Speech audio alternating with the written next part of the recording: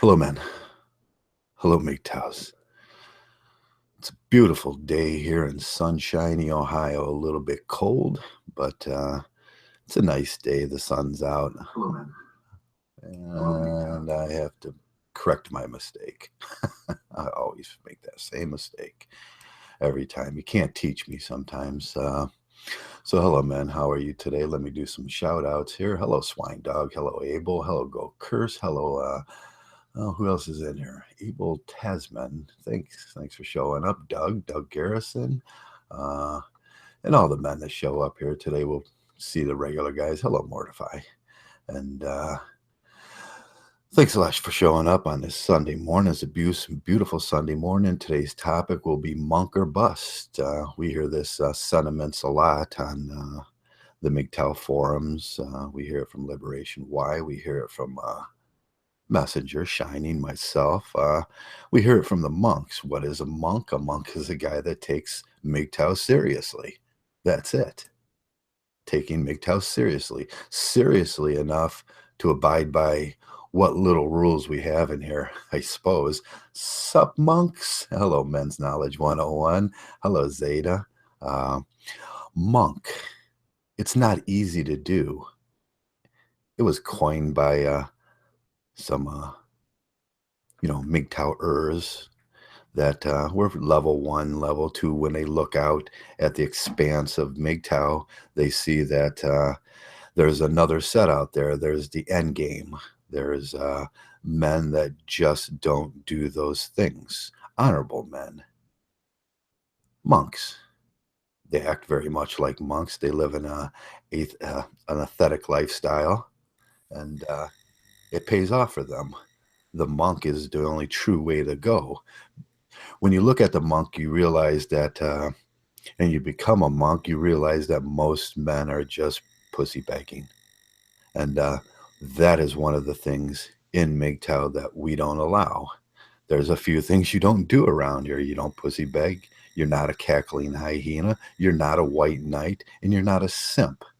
If the monk excludes all of those things. But the monk is not an easy lifestyle. And we understand that. You have to grow into being a monk. It'll take growth. It'll take hardship. You'll have to endeavor into that process. But in that process, you will get enlightenment. Hello, Shining. Greetings, buddy. How's life? Life's good. It's a beautiful morning here. The sun's out, and what more can I ask for? The dog sleeping on my couch, getting hair all over it. I had a few cups of coffee, and I just browsed through a few pages today, read a little bit, and that's about it. What more is there? Well, just touching upon your point about the cackling hyenas, I just want to make a public announcement on that issue. Sorry.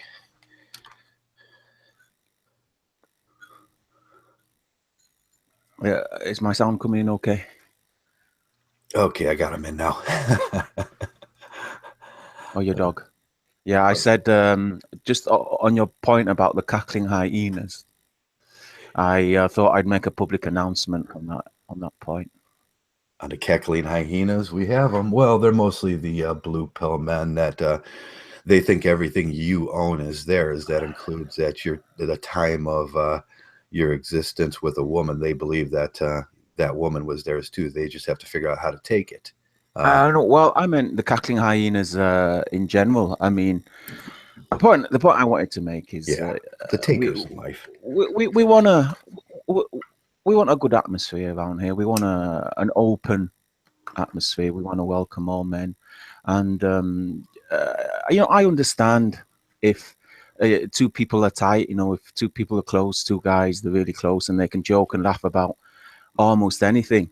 Yeah. And then if they're in the chat room and they're joking and laughing about things between each other, I need to remind you guys that other people are reading it. So if you're tight with someone, I understand that it'll be good if we were all tight and we could laugh and joke about anything.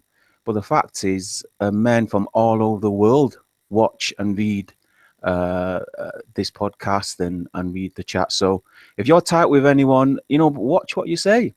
Not everybody's going to appreciate your racial and religious vulgarities, or even any attacks on, I don't know, when maybe some disability or some mental illness, or even some suicide. So that's just what I wanted to say. I know on other podcasts they're a lot more lowbrow, but I just want to remind guys that not everyone's going to appreciate that type of humor, and not Yeah. everyone's gonna not everyone's tight with you like that. So just be careful Be careful what we what say. you say. Yeah. Yeah. On Friday, Saturday nights, we kick it around. We usually, the guys are having a few beers, doing what they're doing, and enjoying the company of other men that think like themselves. And it goes a little far sometimes. Uh, we say some things that we know are offensive, and we know they're offensive. We do that purposely. Mm. But on Sunday morning here, this is church. Mm. Uh, This is this sacred. What we this is talk about sacred here is ground sacred. here. We try not to use the swear language. We try not to push it too far. We never simp, and we never white knight, and we never beg. We talk There's no about men. racism here. There's no religious bigotry. There's no disability bigotry. We don't joke about suicide. We don't joke about children, family matters. We don't dishonor men. If you're tight with someone, and you know, more power to you. But just remember, everybody's reading your chat, and not everybody's close with you like that. Yeah, yeah, yeah. So we separate it. We always say we have a certain etiquette on this podcast, because we're the monk station, I guess. This is Sunday morning with the monks. We do deep introspections. We look into our soul. We look into our problems. We look into where we may be wrong on certain things, and we try to fix. We, And we try to be better men, yeah, we try to be because better men. I mean, I understand people at different level. I understand people at different age, and Oh yeah, people are just discovering this issue, or Mgtow, and they're just learning the type of things we discuss about. And obviously, the more they learn, the better they get, the more knowledgeable they get, the wiser they are. I understand that, but yeah, just remember, guys. I liken it to being on the train or public transport, and you're sat there. Imagine you're a Mexican or Puerto Rican, and there's two guys in front of you, and they're chit chatting, and they're making, they're talking shit like, oh, you smell like tacos and insects, or oh, I saw the bonnet of your car. I don't know if it was lunch, or if it was roadkill, shit like that. You don't appreciate it, and that's the same. I mean, if whoever it is, like, they could be saying, after that Jimmy Savile, don't know if you heard of Jimmy Savile in the UK, yeah, yeah. and Jimmy then they Savile. say, oh, that Jimmy Savile issue, yeah, us white folks, we really like our younguns. You're not going to appreciate that. You're not going to appreciate that, even though it's No. two people in front of the bus talking about that. Just you hearing it, you're going to get offended, or you're going to be offended on behalf of somebody else. Right. So It's said in jest, and it's said as a joke, a joke. But mm, a lot of times people misinterpret things, as in life. They'll misinterpret conversations that they weren't privy to hearing the beginning or the end, or how the inflections went. Uh, it's not only that, but some guys, it, it goes beyond words. I mean, I don't know how often you hear it, but yeah. I know Well, the there's old just man. He mean was. people out there too, aren't there? Yeah, I know the old man was attacked on his way to on his way to temple. I know that guys that get attacked for their skin color all the time. I see it more often than I care to, but for some guys it's not a joke. For some guys, yeah, racism and all that bigotry, it's very serious. I'm pretty sure some guys are out there. My friend, he got his legs broken because he was Okay. Asian. A Not bunch good. of 5 white guys beat him up until he was crippled. Yeah, this is one guy I knew personally. And another guy, another old man, 76-year-old man, walked into the mosque and was murdered after coming back to the mosque. I mean, for a lot of guys, it's not a joke. So just have that in mind, guys. I know there's some young guys out there, but just have that in mind. Yeah, yeah, yeah. How would like we said, we're monks, and there's a better character from us, and we don't worry about a lot of things, but we have to worry about some things, and some things in our community that that are just inappropriate or indecent, and bigotry and racism is always inappropriate and not Well, around. to all guys, you really have to ask yourself, why are you here? Yeah, why are you here? I mean, there'll be a few that obviously we try to have a good atmosphere for everybody, and we're here to to mingle, to connect with other guys. But first and foremost, we're here because we want to be better. We want better lives. We want to be better men. We want better understanding. We want to better ourselves first and foremost. So if that's why you're here, then obviously being an arsehole is not conducive with that. Yeah, yeah, yeah. Think monk, easy, contemplate your behaviors and stuff like that. We do that. I think that's why some of the things that really, I listened to that broadcast that you sent me this morning a little Which bit. podcast? The the young man that is into the Oh, BSTM. your main man, your nemesis. My main nemesis is and the whole broadcast pretty much was about how Mgtow can bend to their wills and not be Mgtow, and how being that pinnacle of Mgtow, the decent, honest monk guy that can walk among this world and just be better, how they can tail that back. The whole broadcast seemed to be about they wanted to, they want to be Mgtow because it's cool. And Liberation Y just did a great video on this. It's monk or bust, and there is no begging around here. There is Let none, and let me so just pick up on Michael Paradise. Sorry to cut you off there. Michael Paradise. He says he hates manginas. Forget racism, except the blue pill people. Now, you see, for a lot of people, they can't forget racism. I've seen it. I've seen a bunch of Asians beat up on one white guy, and I helped that white guy. I jumped in and I helped that white guy out. I've seen a bunch of white dudes beat up on one Asian guy, and I helped that Asian guy. For a lot of people, racism is a serious thing, especially those guys that are getting killed by the cops. Let's face it, getting shot up because he's black. For a lot of people, they can't forget racism. For yeah, you, it's easy. never Yeah, for comes you, back. it's easy if you're in like if you're predominant ethnic uh, genre to your locality, then yeah, it's for you. It's not a problem. But for other people, it's not a joke, and that's what I'm saying. Just remember that. Just bear that in mind. Yeah, sorry. So you're talking about Immortal. Oh yeah, Immortal. Oh, we had to name it. Don't call out onto it. It will show up. Yeah. Is that was that from my old podcast? I think that was a new podcast, wasn't it? Him and that what was that wizard guy, the old Worldcast guy? Wizard is back. Do you know what? Yeah, Somebody, he's so cringeworthy, isn't he? Remember when he was dressing up like a woman? I don't remember that. He went by a different name, and he was putting a woman's in makeup on, and he kind of smeared the makeup and everything, and No. it was oh, stop it. What on the video? What uh, he actually did a video with him on in makeup. yeah, it's not world class wizard. It was the interdimensional whiz. Oh, he's also known as I think UK Mgtow, British Mgtow, Yeah, he's something. he's just old and sort of cringeworthy. He shows up once in a while in the MGTOW community. That's not World Class Wizard. No, not world class wizard. Interdimensional whiz. Yeah, let's not get those confused.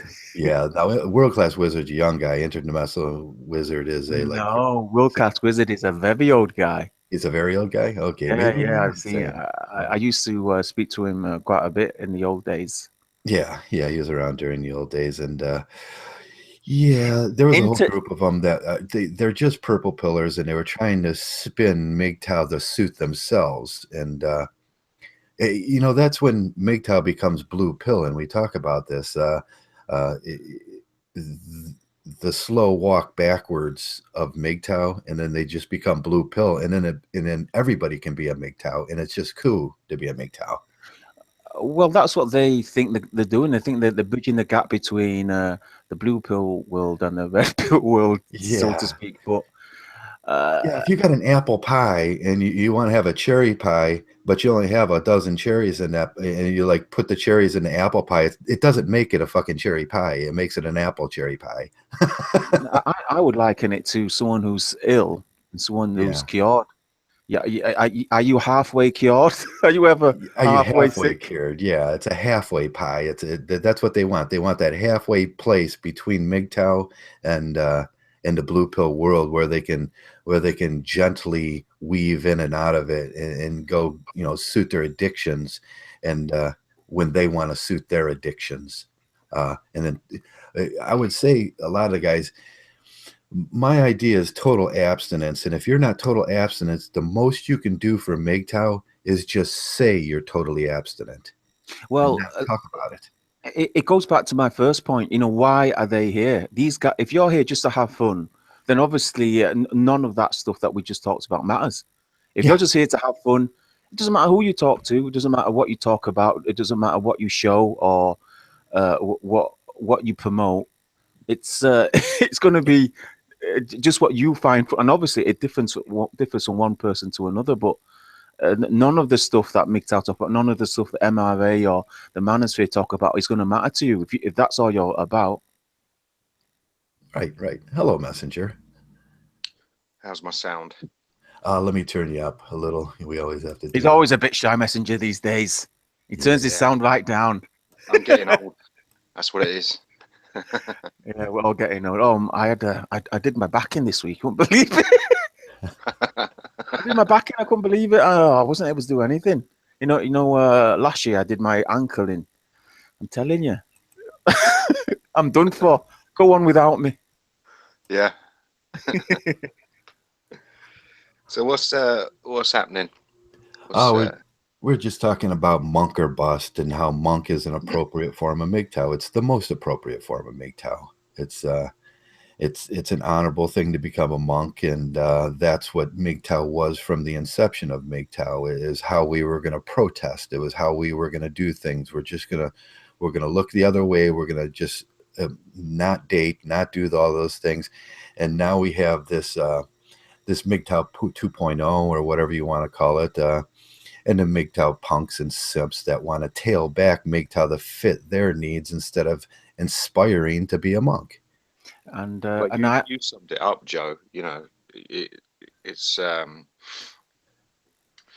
it's difficult, because people come in and they put the MGTOW label all over everything, and a lot of these men are actually more promiscuous and they take more risks Right. than the people they label as blue pill.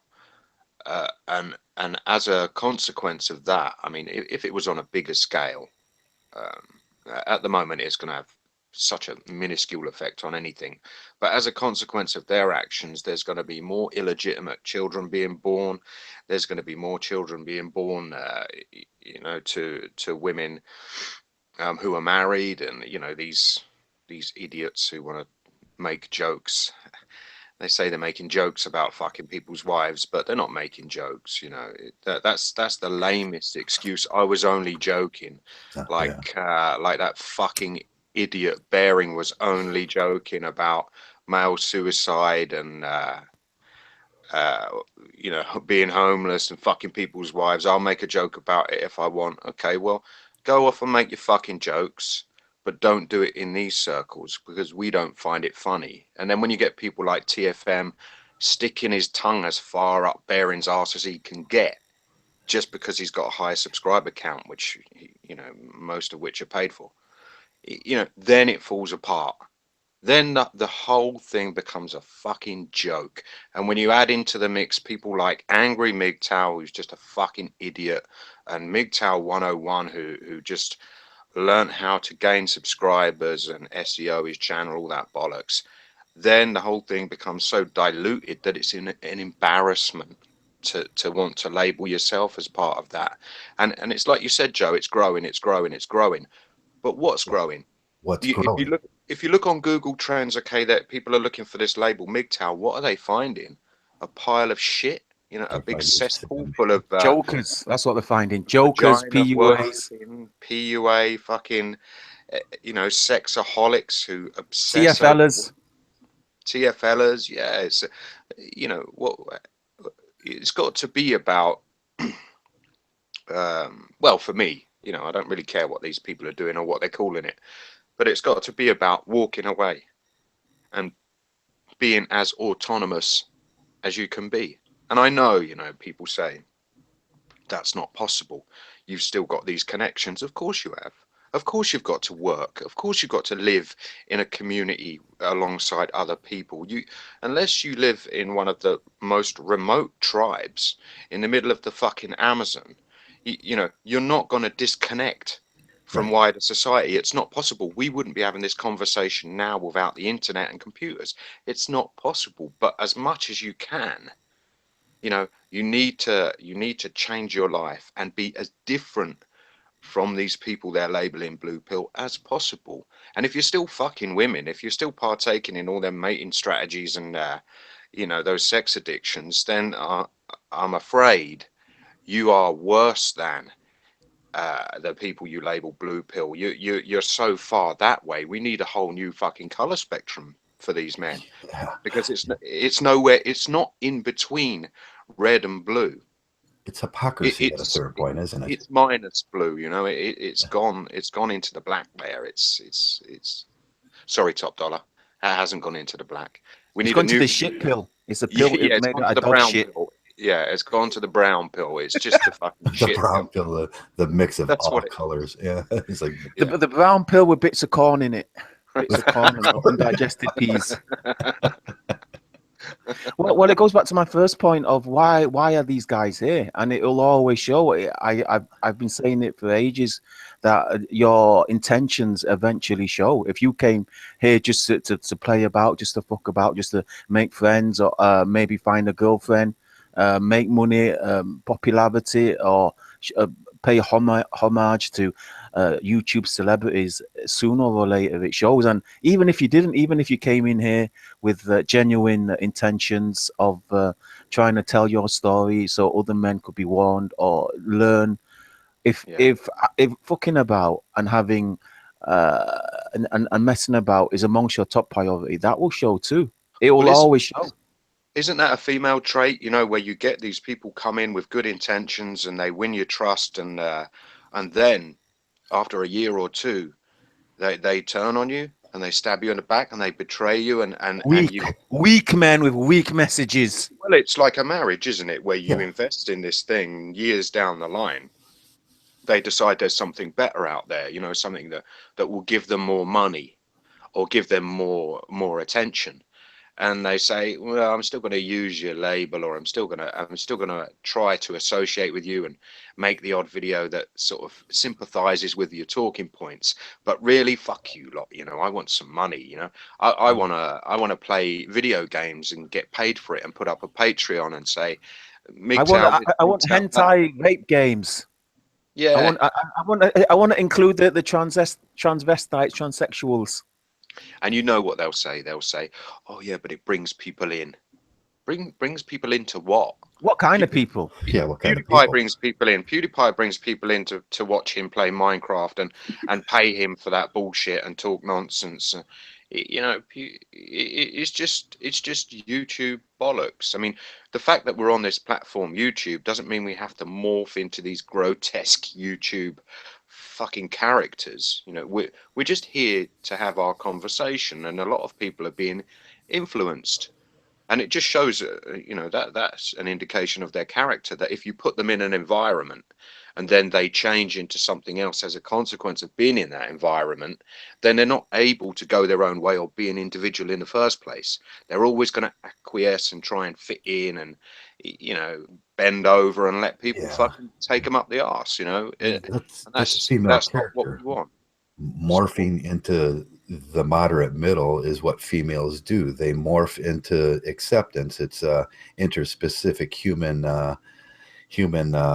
parasitism. women do that so they can gain resources from the community, and that's Yeah, what they I position themselves in the middle so they can yeah, extract from as many sources as possible, as many, yeah, that's why we talk rather about than rather sexual. than severing connections to someone saying fuck what you've got to offer. Yeah, I know this was a catch. yeah, Mgtow's not easy. Sometimes you have to sever connections and say, hey, no, that's not the way I think. And the way I think is a Mgtow monk lifestyle. And there's that hypocrisy in there that of the purple pill men that we see very well. But they do act like women. And I always say there is such a thing as male hypergamy. Never emit yourself from the group when you're looking at the group. Males do hypergamy also, and that hypergamy is usually traditional. It's just them tournamenting strategies where they start tournamenting with the other males, and that's male hypergamy.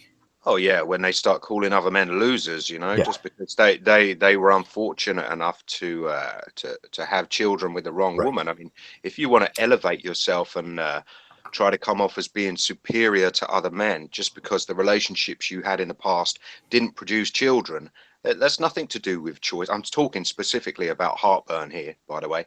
That's not your choice. You didn't make better choices than anyone else. You don't have a say in whether your sperm fertilizes a female's egg. So any man who's had unprotected sex with an ex-girlfriend in the past, no, you didn't make better choices than anyone else. You're not a winner. You don't get to label them a loser.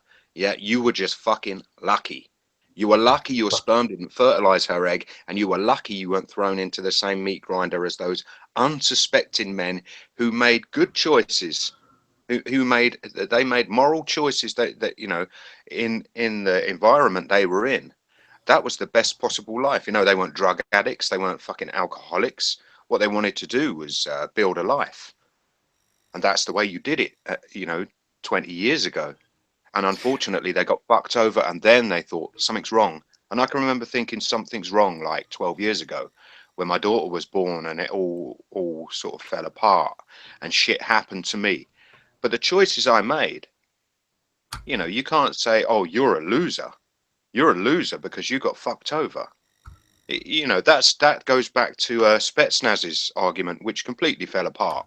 You know, when he tried to do all that, it's down to the choices you make, Mm. because a lot of the choices we make, the consequences are completely out of our hands. We don't get a say in it. So anyone who claims to be superior to or better than or any of that shit, just because they didn't suffer a misfortune in the past, then I don't know. Well, we were They've obviously got deceived. nothing A, to a, say. a lot of men were deceived. We were told if we did this, if we obeyed the law, if we followed the straight line, that we'd have success, we'd have happiness. We were all sold a lie. We were all sold that if we worked hard or we paid our taxes, we could own our own house, we could own our own car. If we found a good woman, we'd settle Yeah, down, had a baby. and We'd none we'd of be that men, was but it was all a lie. So it wasn't our choice. none We of that didn't was choose selfish abandon. either. You know, you wanted the benefits of it, but you sort of you were sold a lie. You bought into this image of family and security and being a good man or whatever, you know, and it was just a lie. It was slavery sold up, that you know, dressed up as a fucking lie. And if you We were weren't a told we'd good get slave, justice. well, We were yeah, told if we went to court that the judges would give us justice. We were told that the police would uphold the law. We were told this government were in our best interest, and it was all a lie. So you can't blame us for that. You can't blame a man who being brought up, being conditioned to not only by his parents but the government, his school, and everything around him were told that the world was one way.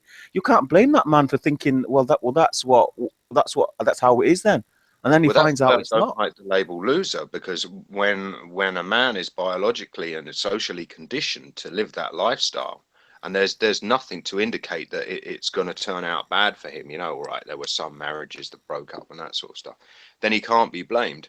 But how can you call a man a loser when he goes through all of that and he still manages to turn his life around and actually implement change in his life, rather than just fucking talking about it and then making a channel and putting up a fucking Patreon link and saying, right now, pay me, you know, because I want to play fucking Minecraft, and give you the benefit of my experience based on my limited experience, because I've led a pretty uneventful life here, and you're gonna try and give men advice, then it needs to come from a place of knowledge and wisdom and understanding and experience, life experience.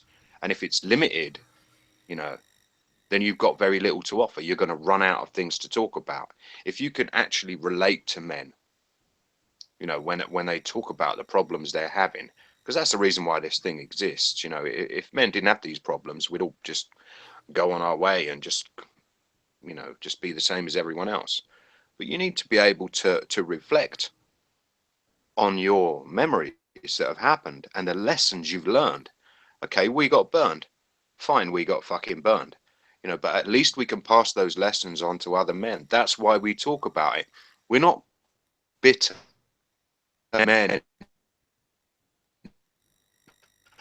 We're passing on the lessons learned so other men don't have to go through this shit. And if we have to do it every fucking week, we will do it every fucking week. Because when you see the messages we get, men trying to fucking strangle themselves with electrical flexes and shit like that. You know, I get them every fucking week. Thanks for thinking about suicide. I was contemplating suicide. My wife's just left me. I can't see my kids.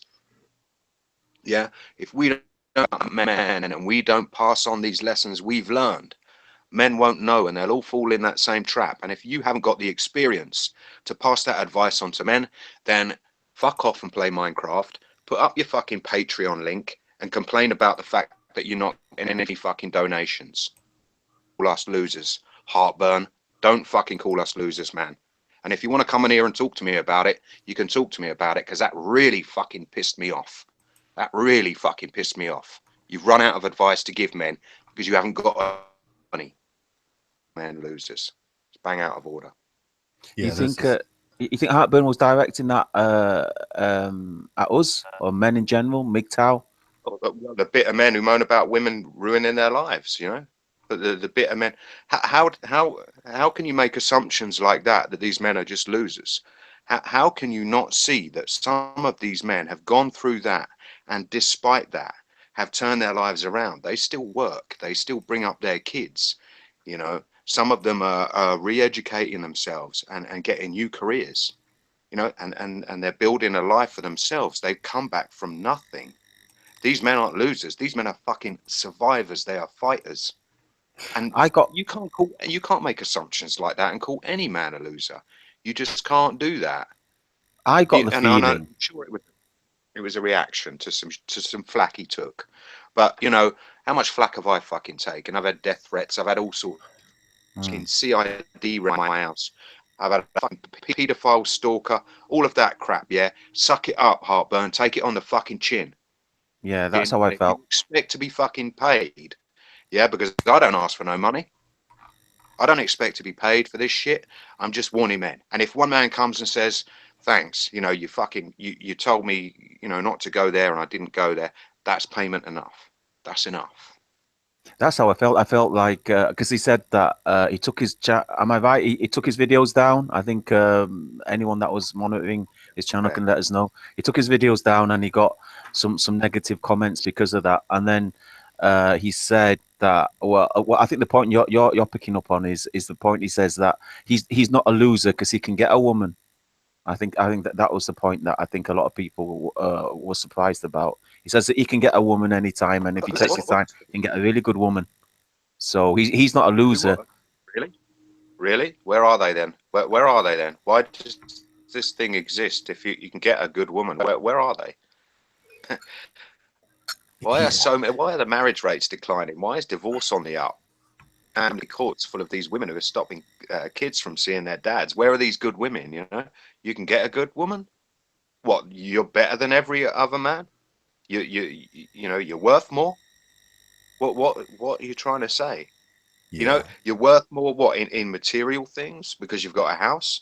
Is that the sort of woman you want? A woman who sees value in your property? That's not a good woman. That's a fucking gold digger, man.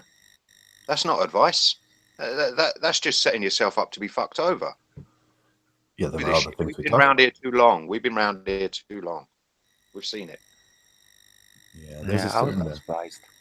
there's the Mgtow 2.0 too. We understand that once you hear the message, if you're a very young man, that and you start applying these Mgtow things, you're going to be safer. You're going to be better off than the men that have fallen into the trap. But that does not make you better than the men that fall into the trap. That should make men grateful for the men that have fallen into the trap, getting on and having providing the strength.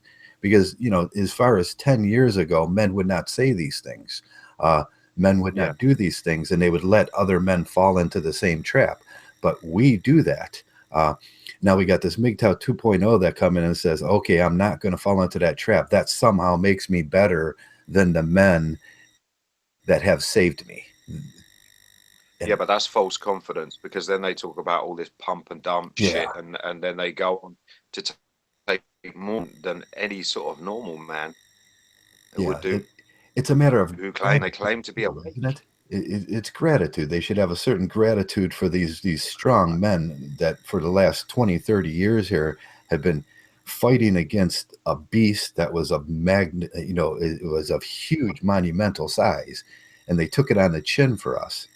And when we learned the lessons and applied the lessons, we should be grateful that they taught them to us instead of it being like 1990 again, where men were going, "Oh, just go get yourself a wife, and that'll cure everything." Yeah. Well, that still exists, you know. If this wasn't being spoken about now, Yeah, that's what I see. And when I'm at work, you know, that's their answer to everything. Men still talk like that. That is, you know, it hasn't gone away. yeah. When Man, So Woman, they go, Myth and Angry Harry came out and started doing their message, we should be grateful for those men and not say, "Hey, I'm better than them." Somehow, oh, Angry Harry died and Man, Woman, Myth went away, so somehow I'm better than them because I benefit from what they were saying. but No, why I men? appreciate them. What do you think about this, Joe? And Shining. Why do men, when you preach this message, all of a sudden say, "I'm sick of hearing that now. Can you stop talking about it? Yeah, Can you stop warning other men now? We're sick of hearing it." yeah. Them I are don't the understand. what did they call them? The orbiters. Okay, the orbiters get the message, and if you get the message and you can apply that to your life, just please go away or just agree. Uh, I think they're all healed up and they want to go back into the fire. I think that's what it is. I think that they feel better now. Well, let's try again. yeah, These let's try guys that again. get married five, Oh six, seven God. times. Yeah, the let's try again guys. The guys that are sitting there at 70 years old at the bar, damn near in tears because they never learned their lesson. I need a woman to take care of me. I'm going to end up in an old age home. The relapsers, you know, they're the Yeah, ones who claim to be, you know, cured, and then they say, "Oh, well, I'll just go back for one more," you know, and I can handle it. And it's like Liberation Y made a video, and he said, you know, it's like an AA meeting where everyone comes in and talks about the dangers of alcohol and how it can screw up your life and ruin everything. And then after the AA meeting, they all fuck off to the pub and have a good time. yeah, And that's yeah, what's happening here. And yeah. all this negativity you're talking about alcohol and women, you're putting me off enjoying life. That's what this is trying to say. Yeah, everybody knows that's ever been to an AA meeting knows that the pusher's in the parking lot because he knows the best crowd to sell drugs to is right in that AA meeting. Uh, Yeah. that's what Let, we get around let's here. talk The about pusher's in the parking lot.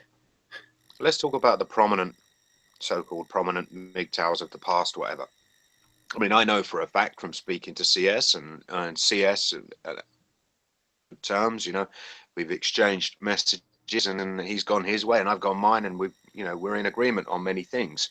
But he's dating again, and he said, "Oh, I'm just going to date again. I can't do this. I need to sort of be around women." And I said, "Fine, man, and just be safe. You know how it works, and you just deserve to be happy. And if that's what you want, that's what you want in life." And he's gone that way, and he's not pretending. It's not like he's stuck around and he's pretending and then secretly going out dating and all that sort of stuff. So a lot of these men, I mean, CS got burned, and I won't tell his story because that's his personal business. But a lot of these men who come in now trying to give advice, haven't been there. I mean, you've got MRAs like John the Other talking about men's issues. When did he see the inside of a family court? You know, I want to hear, you know, what did he go through? What gives him, you know, the Authority. yeah, the authority to talk on these topics? You know, what experience is he drawing from? Because all that MRA and MRM shit to me just sounds like a foreign language. And we've all been there. You've been there, Shining. You were involved in fathers groups and that sort of stuff years ago. Fucking years ago. We're talking like 10 years ago. But when I hear people like that Karen Strawn begging for money so she can go and make fun of women on a women's strike, I mean, how's that part of the MRM? How's that going to help a homeless man? How's that going to help children to see their dads? And that's men's rights. Just them trying to make a career out of arguing with feminists and making videos, and nothing's changing. They're not changing anything, you know. But if anything, we're changing things one man at a time. One man at a time, you know. Just if a man takes it on board and he implements it in his life and makes the necessary changes, that's enough. You know, that's all we can do. One man at a time, and just keep them away from the fire. But all of this MRM shit is just, and Paul Elam is another fucking moron. Oh yeah. You say anything against women and he comes to their defense and calls you a misogynist. Fucking hell, Paul. And here for men, but he's got his fucking finger in it, you know? Yeah, yeah, he's one of those guys that you know, he just wants to benefit from. He's everything you talk about. He just wants to sell a book, benefit from it, make men's rights a business, and somehow that business will transform the lives of other men without no active, without men having to actively involve themselves in a lifestyle that actually changes things. Can I pick up on a comment in the chat? I think Yeah, it's go ahead. relevant to what we're talking about. Abel Tasman says, "But how can you live your life without any woman ever, though?" Genuinely, I think he's sincerely asking this. You know, how can you live? Let How me can a ask man live? him, how can you live your life with a woman? How can you put up with all that bullshit and all that danger? And how can you pick up the pieces when she's decided she's bored and she wants to stop you from seeing your kids and she rings the police to get you evicted from your own house? How can you live with that when you've got this as an alternative option? Yeah, how You take those blinkers off. yeah, how can you live your life when you're living your life for somebody else, not yourself? Yeah, somebody who doesn't appreciate what you do, somebody who'll turn on you and stab you in the back. Yeah, And that's real, you know. That's not the words of a bitter man reflecting on an unfortunate past. That is the reality for millions and millions of men out there globally, yeah, and them are children. snake handlers, aren't they? They're I, handling snakes. Can And I compare it to living with a woman? The woman is the match, and society, the government, the country is a field of fire. If you all you need to do is ignite that woman, and the entire field sets on fire, and can I everything ask the you question? you own is destroyed. Can I ask the question though, for these men that can't live without women? Is it they can't live without sex?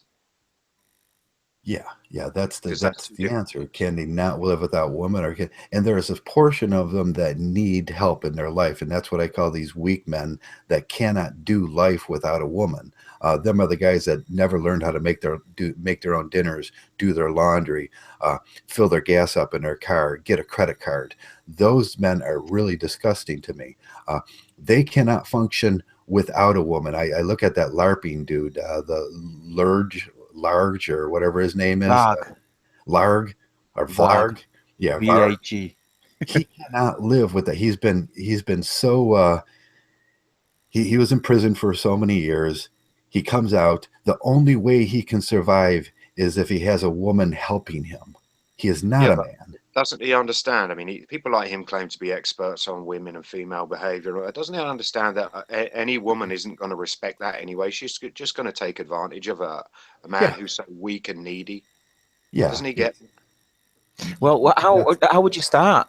addressing these guys that are still deeply entrenched in that mindset where life is not Find complete without a woman. something, find something better to do. Find something that actually brings value to your life, something that in the long term builds a life that you can be, for one, you can be happy in Yeah. terms of contentment, not like a temporary state of happiness that comes and goes, because life interferes in that all the time anyway. People die, and you might lose your job or shit happens. Yeah. Nobody's You know what? happy. I got a great But story about this mm, same predicament. I had a married friend, and for years and years and years, he went to work. His wife was kind of nasty. She was like, just go to work, just do what you're supposed to do. And one day he went out to his garage and he started working on doors. So he did a few doors and he went and bought a few doors. I And he liked doing it. He liked installing doors. He found out everything there was. This was his project in his garage. He was learning how to be himself while his wife was sucking the utility out of everything. He was trying. One day he just looked up at me and he said, and they were having an argument. He was out in the garage and he was getting ready to go install a few doors at like $360 an install. And he was talking to me about, oh man, I'm going to do this. I'm going to quit my job. And he had become that man. You know what happened after that? One day he just said, "Fuck you, wench. I'm leaving because I can't be that for you anymore. I have to be myself." And it was a good example of how becoming yourself became. It was there was more freedom. There was what I want. He wanted to do. It made him happy in his life, and he became that man. And then now in yeah, my neighborhood, in my area, he does a lot of work. He employs 10, 12 men running around every day putting in doors. And that's what he loves doing. He became that man. And because the only he was thing, aware always over his shoulder was a woman with a calculator yeah, a adding woman up with a the calculator, considering and her the needs, not his needs.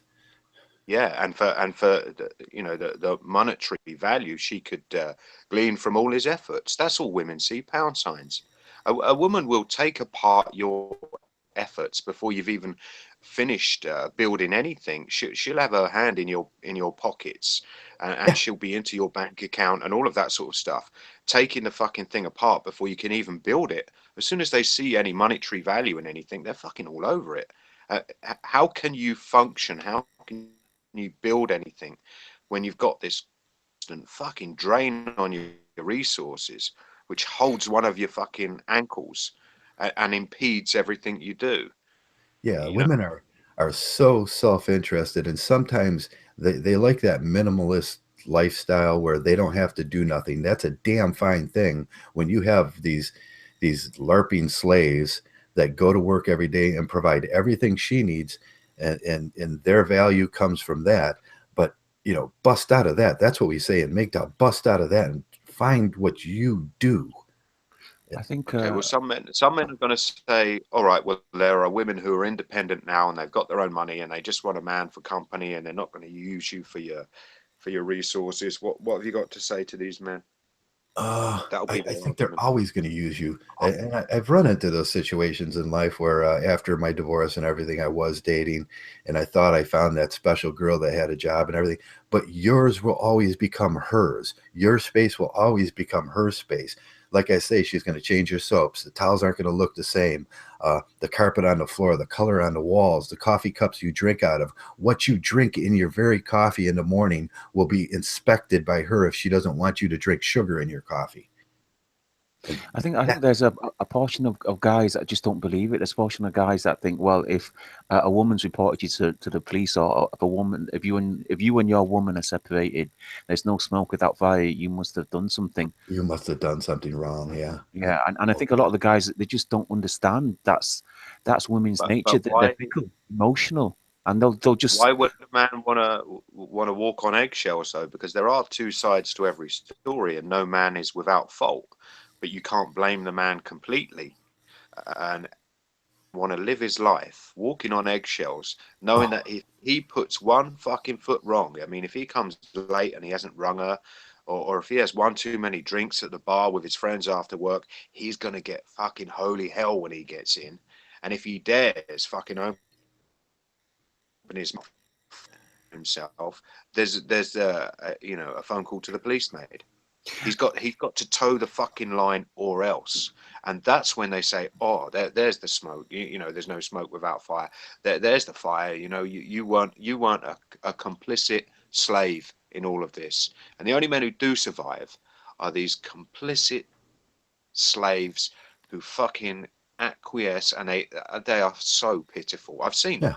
everything they fucking do, and every fucking penny they earn goes to her and the kids, and he's got fuck all. He's got a second-hand set of golf clubs, and he's not even allowed to fucking play golf. That's his shitty life. And I look at these men and I could see the desperation in their eyes. They're just waiting for the warden to leave the door unlocked so they can make a break for it. That's the look they've got in their eyes. They're fucking absolutely imprisoned in this miserable life, and they don't get any fucking sex from that bitch. And they have to listen to her making remarks about other men. Oh, why can't you be like him? Just running him down to keep him down, you know, or always comparing him It to is other. like that. It is like that. And you remember my first video? I called husbands or men that make the marriage work house clowns, because that's what you have to be. You have to be a complete submissive little pet, house pet. You're the house pet, and You can't that's raise your that's how you kids. stay. That's how you stay. That's how you keep your family together. They're the only fathers I've seen keep their family together. Is it's a submissive little house clown. He's like the pincushion for Yeah, for the playing woman and the house. kids. They're fucking playing Barbie house. And them men are so disgusting. Them men make me sick. They acquiesce and they cower to every will and whim she has. And then these are the same men that are gonna boldly and broadly stick their chest out and take some kind of refuge in that, like that makes them a man when they're just slaves. And we have the slave mentality. Those guys buy into the slave mentality. And Can I just answer Abel Tasman's yeah, go ahead. question? He's asked me a question. He says, "How did you guys get over your addiction to women's romantic company?" And I would say after time and time again being proven that it was all a fantasy. This stuff you're sold in the fairy tales by Yeah, Disney, by the music, the films. This thing about how a woman will complete your life, how a woman is like an angel on earth.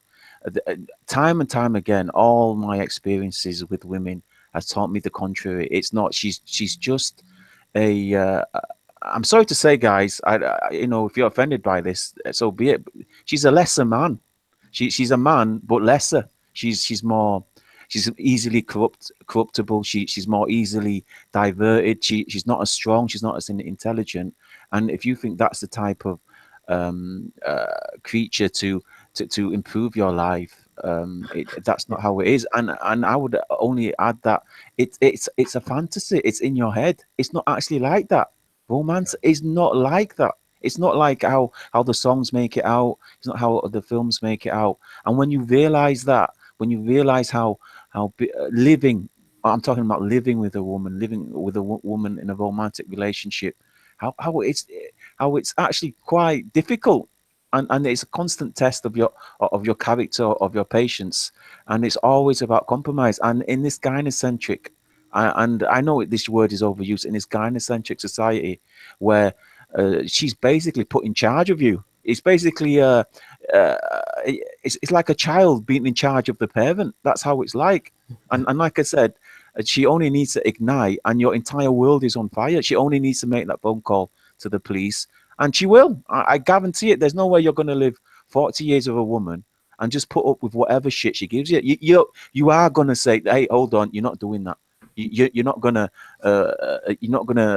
put the kids up on there, or you're not going to do this because this is going to be harmful to us." yeah. You're just going to tell her, and she's going to snap. Once you stop romanticizing that idea that they're the beautiful creatures, and that's why we do these exercises once in a while. And I asked the question yesterday, what's the nastiest thing you ever seen a woman do? And then the guys start going over their mind and they go, are women pigs? And yes, they are pigs. Are women when I look at a woman most of the time now, all I see is a disgusting pig most of the time, because none of them live up to that image that of that Virgin Madonna that I used to have in my mind. Uh, they'll ruin your house.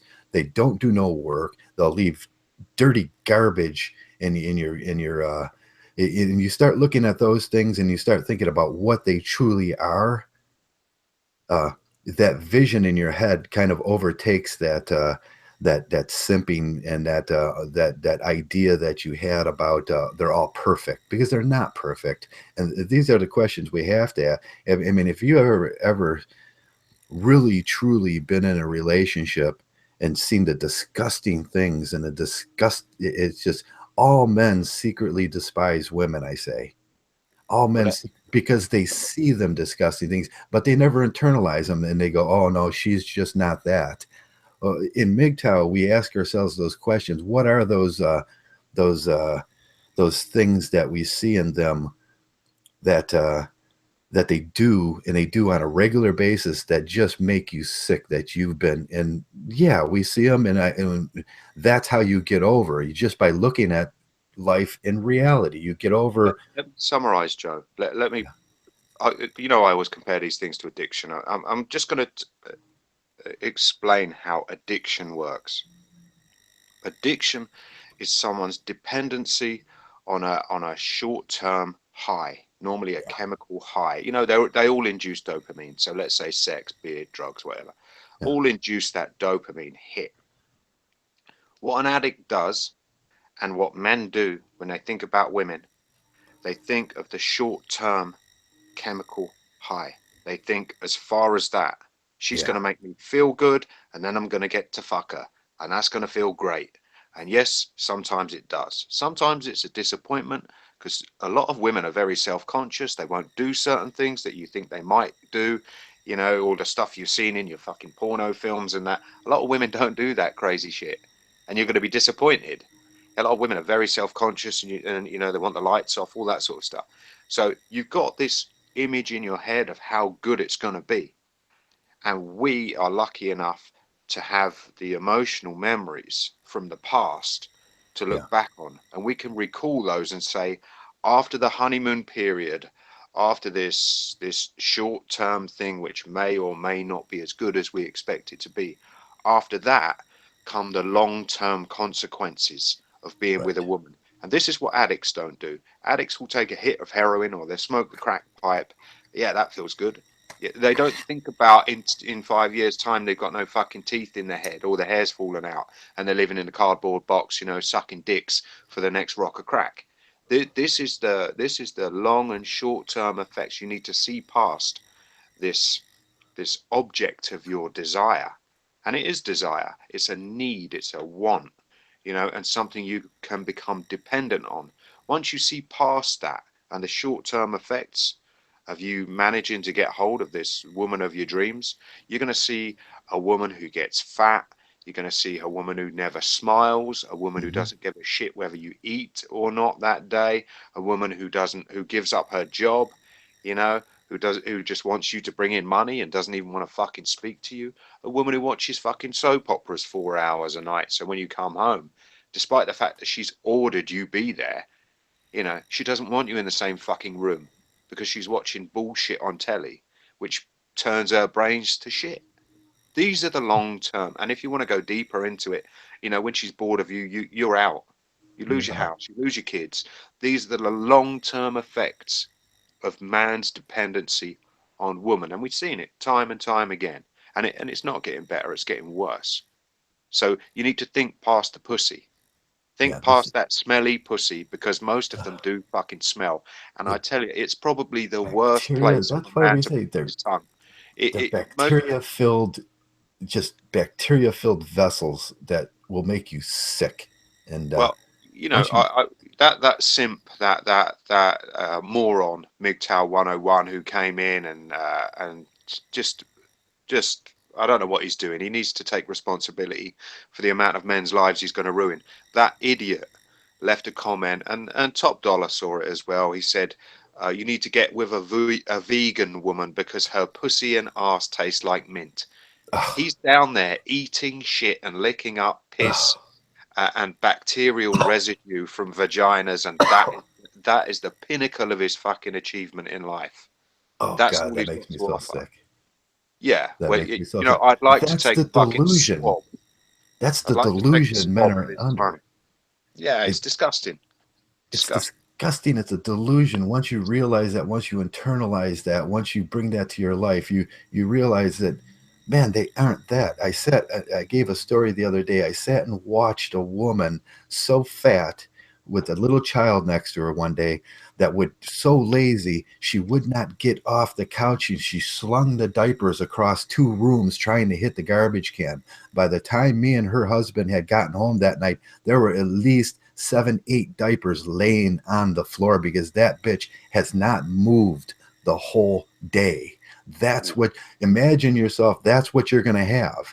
She is lazy. She is disgusting. And once you internalize those things and realize that, man, there are not those women in the world, that none of them. I sat in and I laid in bed. I laid up with women, and I can think back with that stuff, and I can think, the girl I laid up did not match the illusion in my head. I was with another person when I was laying up with somebody else, because I was deluding myself that she was beautiful, that she was all that she was the best. The girl that I was usually thinking about was the Emma Ishtar, or the latest porn phase on the internet, or the best looking or man. At some points I was thinking about her sister. you know uh, we delude ourselves, but just honestly take a look at what that is that you're laying up with, honestly. Well, and also think, because a lot of these men like fucking Pussy Beggar 101, talk about licking Oh, women's fucking vaginas. I mean, think women about that. today are promiscuous. Well, listen though. Oh. When was the last time someone ejaculated? Is there still residue, male semen from the last man who came inside her? Yeah, Is you he don't know licking that who's up? been there. And you're most putting your dick in there as well? Yeah, most of the time Really? that same woman that you trusted would have been with a man just the night before. I mean, that's how bad it is nowadays. uh, And people say we hate women because we speak like this. Yeah, we don't hate them. We don't hate them. We This just is true. realize what they are. Remember that story of that girl that was raped, and she said all these guys raped me, and then they did this DNA test, and they found out that that girl, and you'll hear this story a lot, had been with 4 or 5 guys that night. And Yeah. can you imagine the face on that man? That's instant Mgtow. She just accused me of rape, and and she's got 4 or 5 semen samples inside of her, and I did that. And I did that. Think about that. Oh, So when we get past this, because men like to dwell on this, so, I need women, I need women. When you get past that and you realize that women just do harm and you don't really need them and there are much better things to do, I think this is the question men need to ask. Not how can I live without women, but what do I do what do now I I'm do? actually living without women? Yeah, that's And where that find what you are thing comes in. You go out into your garage and think about all those tools out there. Think about what yeah, you like to build, whether you like to be a carpenter, an electrician, whether you like to do plumbing, whether anything, whether you like to build like I do. I sit there day after day out there trying to build a better hydrogen generator. I mean, it might take me a whole lifetime to build this thing, but it's what I do. I mean, yeah. And you don't have to be the next Nikola Tesla. I mean, yeah, everyone talks about that. You don't have to be a high achiever. Everyone's got their own limitations, but you can make a life. You might surprise yourself. you You might might surprise surprise yourself. yourself Yeah, and you know how find that easy you've it got is to hidden make a talents. life. The 2 men in a van concept. We both know it well. It's two Yeah. men in a van. I throw doors into the back of my van that I have in the garage too, and then because I learned from that man. I respected that man that's seen that in his life. I throw 3 doors or maybe 6, 7 doors in there, and I fucking sell them. I mean, windows, doors, siding, plumbing. Look out at your neighborhood and see what people need, and say, I like to do that. And if you like to do something, that makes it a special benefit while you're doing it. Even on that small scale, then you become independent. You're Then autonomous. you don't have to answer to people. All right, you've got a customer base and you've got to keep them happy, or your Hmm. business will just fold. But you don't have to clock in and clock out. You don't have to be a number. You know, you can sit there and you take your breaks when you want. You can take a day off when you want, Yeah. and you become your own boss. And you sort of, again, you're disconnecting from that 9 to 5 rat race. You know that a lot of men, they haven't got any choice. They have to be a part of that because they've got to provide, or the woman they're with will think less of him if he hasn't got a regular job. But if you want to go out and you want to be self-employed and make just enough money to get by, or you want to make more than you'd make in a regular job, you can do that. You can go out and be a self-made man. Yeah. Now, Louis Nunez, he says Behrings was joking about male suicide. And most jokes are said in jest because that's the way he feels about male suicide. He thinks it's a joke. Fuck Behrens. If he Yeah. wants to come and tell jokes about male suicide, he can come and sit with my friend's parents and tell them a Yeah. few jokes, because their son hung himself and they won't find it fucking Yeah. funny. Maybe And he hasn't never had a everybody friend knows. that committed suicide. I've had several friends over the years. I've seen and watched this thing. I've worked in shelters where I watched them fall off fucking daily. The guy you talked to, you said, oh, that guy's going to make it. He's going to really make it. And the next day they come and they found Jim's body. And when they Uh, make a joke out of it, it just minimizes the whole thing, and it just becomes a joke to the point where, oh, it's a cowardly act, and all these old cliches come out. He took the coward's way out, and yeah. let's all point and laugh. No, you got to change your attitude to male suicide. Male suicide is the act of a man just removing himself from a life that he can't fucking bear anymore. He wants to live, but he just hasn't had the opportunities. So much misfortune has visited him. He may be ill. He may have lost his family. He may Yeah. be homeless. He He, may he have may a lot of have problems. an addiction which he can't deal with. All these things have destroyed his quality of life, and I can't find one fucking joke in there. And No. and if you want to talk about jokes, let's talk about a failed musician called Baring, who set up a company which fucking failed, and now he's trying to make a living on YouTube, pretending to be a bear. That's a fucking joke. That's a joke. That is a fucking joke. You That's a know waste of man. what I'd done most of my life, or most of my adult life, which I consider after I sat there with one guy, and it's a heartbreaking story for me. I got to know this guy. He had kidney problems, and he was trying to get medicine from HHS, and realizing that HHS doesn't take care of men. I run him over cigarettes. I sat there night after night talking to him, and trying to be his friend. There was no money coming in. He was about to lose his apartment. The last night I seen him, he called me. He says, "Joe, can you run some cigarettes over?" And I was doing a pump job on on radiators where a bunch of pumps and a bunch of people didn't have her. And I said, "I'll see you in a couple hours." And I got so tired that I fell asleep on the couch. And the next morning I came out and there was ambulances there, and he had committed suicide that night. And Right. guess who had to clean up after that? I had to go into the apartment. I had to cut the carpet out of my friend's, and I was on the floor, and I'm on my knees, and nobody realized that was my friend. And I Right. realized at that point, I And that's what you internalized, say. and I was crying, and I was crying like a child.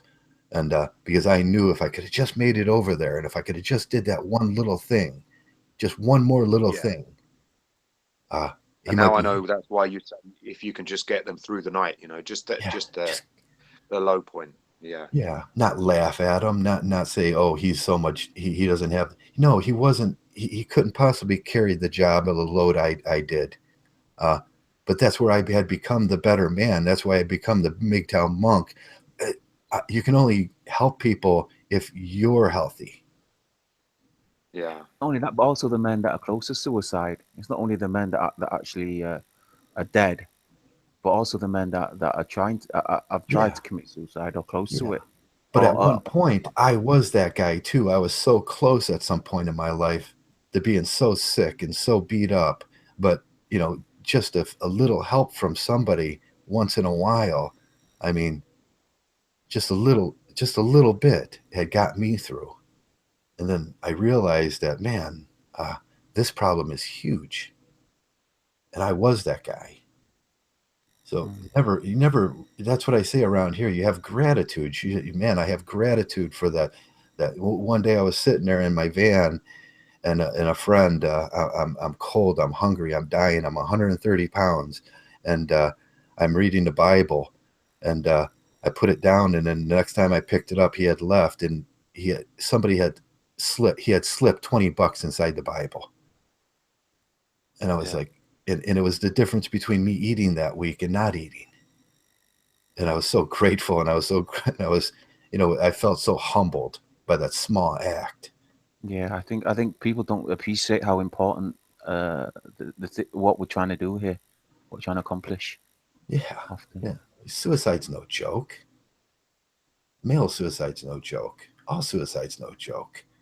Well, I think that's why we that's why we speak the way we do. You know, when people come up with these, all right, you've got to try and understand, and everybody needs to work things out. But when people try and draw us back into that fucking plantation, and they come around, they start jonesing, and oh, one woman won't hurt, or you can have an LTR, and they start all this bargaining bullshit.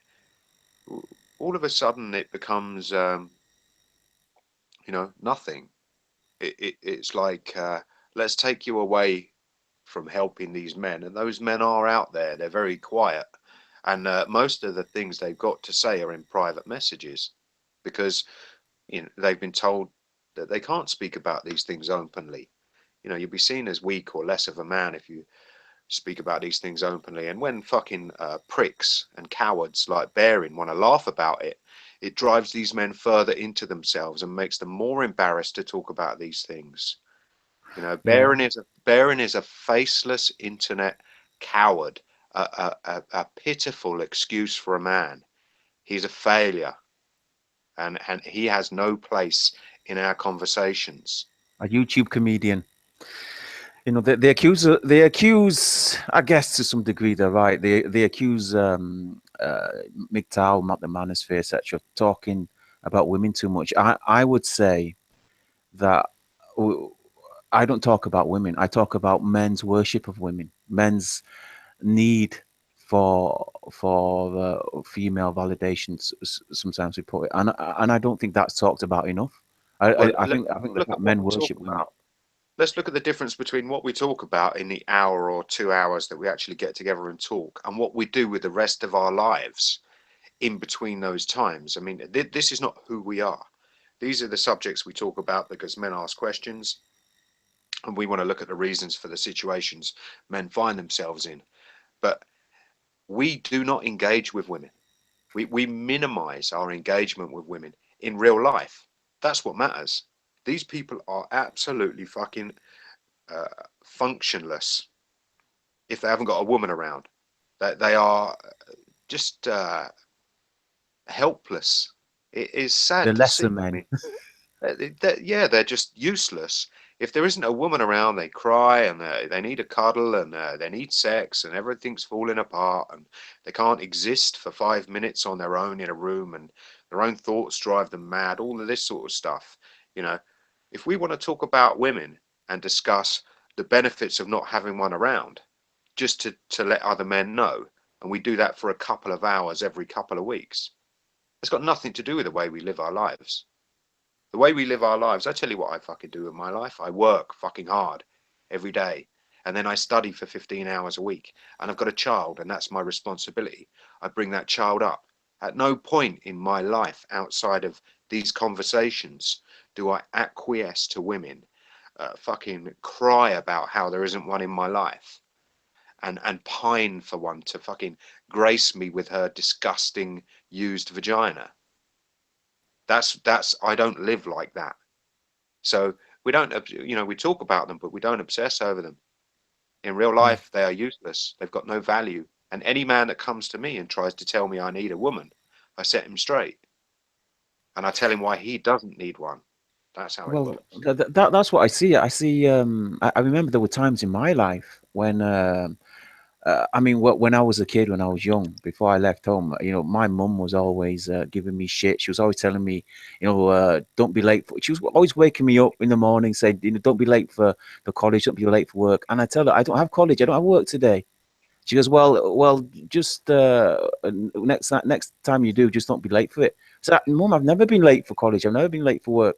She used to give me shit until I remember. I think I quit my job. I quit college just to spite her. Shit like this. And then when I was dating some girl, I remember I was failing college because I was having shit with her. My first year of college, I sailed through. It was beautiful.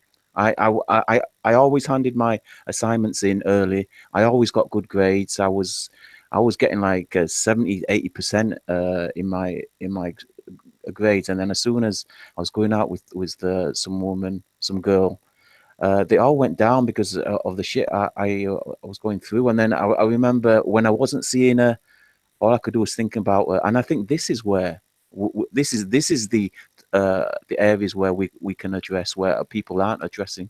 I think women, they're not worthy of worship. You shouldn't be You shouldn't be basing your life and pointing your happiness in the direction of nothing on this earth is worth worshipping. And I think if you focus more upon bettering your life rather than trying to incorporate this female idol into your fantasy world of happiness, I think men would do a lot better. And I think that's what we're trying to talk about it. Yeah, Well, society would do better too, wouldn't it? Everybody would do better. if you think about the amount of attention men give women, I mean, people are saying, in these hangouts, we talk about women. That's the only attention they get from us.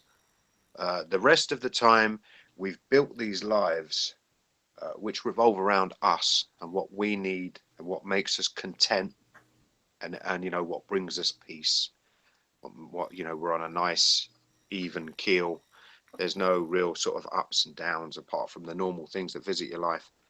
But in terms of women getting my attention, in my mind, there's a few ghosts from the past. My daughter's got a mother who can be an idiot, and every now and then she reminds me why I left her by being that idiot she's always been. And that's as far as my involvement with women goes. So yeah, I mean, they don't get my attention. And if you're obsessing over women or worshipping them, all of your attention is going on. It's going in that direction when it could be going in a more functional direction. Read a book. Read a book is more than enough. Read it. If you read the local library, that would be a life well spent. That's enough for a man to achieve. You can do more than that, but that's a much more worthwhile pursuit than obsessing over women all the time, and actually, I mean, chasing. isn't that where we want to see men go? We want to see men doing well in their studies, doing well at work, getting that promotion, getting that degree, researching and developing areas that maybe in science and technology that we might have been falling behind. I mean, isn't that what we're trying to do here? We're trying to make a better society of men. We're trying to make ourselves better as well. So surely that's a worthwhile cause. Yeah. Yeah, you know what I've seen lately, and it always bothers me. There's sort of an intellectual dishonesty around Mgtow. Uh, Reading a book sometimes some of the shit I read around here, I'll read the Mgtow stuff, and I'll read the stuff on nature and philosophy and everything. But I'll tell you what, some of the things you need to incorporate into your life, if you get too hung up on just reading like the stardust modernity stuff, modernity is not going to help you in the real world. Sometimes you got to use the internet correctly. Sometimes you want to learn about days and days and days to keep up with my trade. I have to sit there and do scientific evaluations on electric and stuff like that. But I like doing that stuff. Some stuff that I ordered a book this winter about boat building. I want to build my own boat. Them are the books. Them are the things. Don't get wrapped up in this intellectual dishonesty around here. And that's what they're bringing to us right now because they want to diminish Mgtow also. Learn about boat building. Learn about plumbing. Learn about something that's going to apply in the real world. That intellectual racism they talk about, in becoming that you'll know everything about intellectual racism, you'll know everything about politics, but try to apply that out your door. Walk out your door and try to apply that. It doesn't work. We get too wrapped up in this. We get this comment all the time, which just today I got a comment that Mgtow's not teaching men about somehow we were failing in our intellectual pursuits. Yeah, but those are specific to the individual man. I mean, why does there have to be a collective intellectual pursuit for Mgtow that everybody has to buy into? Men need to learn the skill of critical evaluation. You don't brainlessly soak up a video just because Stardust is talking about it. And by the way, I mean, pretty much everything Stardust talks about is crap. It's all just ethnocentric bullshit, scientific racism to back up his eugenicist talking points because he's a Nazi. He's got an agenda there. So already there's confirmatory bias in everything he says to try and enforce this racist Nazi agenda he's got. Yeah, And because so many people kiss his ass and worship the ground he walks on. Yeah, that's not going to help you in real life. All that garbage not going to help you in real life. That doesn't do nothing. You know what I was working on yesterday? I had angled a milk jug towards a light while I was making my coffee, and there's that lip on the milk jug. Now, if you notice that if you angle it correctly, you'll notice one side of the milk jug gets warm and one side of the milk jug stays cold, right appropriate to that angle area. That means the light is going through that handle, and it's making the one side warm as it pulls through. And I was thinking, how can I apply that to what I'm doing in my garage? And it was a simple quest to figure out what exactly was happening there. Now I can use the internet to do that, but I have to learn about a lot of things. I have to learn about quantum mechanics in that area. And that's where you're going to become a better man, just noticing and observing simple things that happen around your house. Now, if you have a woman in your house, you are never going to notice and observe little things. When you're still, when you're doing those introspections, you start noticing a lot of things about, you just look up at your fan and say, man, that fan is so, that my ceiling fan is so, that does do nothing for me. I never run it. What can I make out of that? Thinking out of the box. And you notice the dust is built up on the outside of the fan blades. And I figure, well, that's where dust collects. If I put two little filters on the then I have an air filter up there. And that's what I've done with my fans. There's a lot of things you can learn. I mean, anything you want to learn about. Anything you want to learn. Body language, because I can apply that to psychology and assess people before they've even spoken. I even learned about clouds.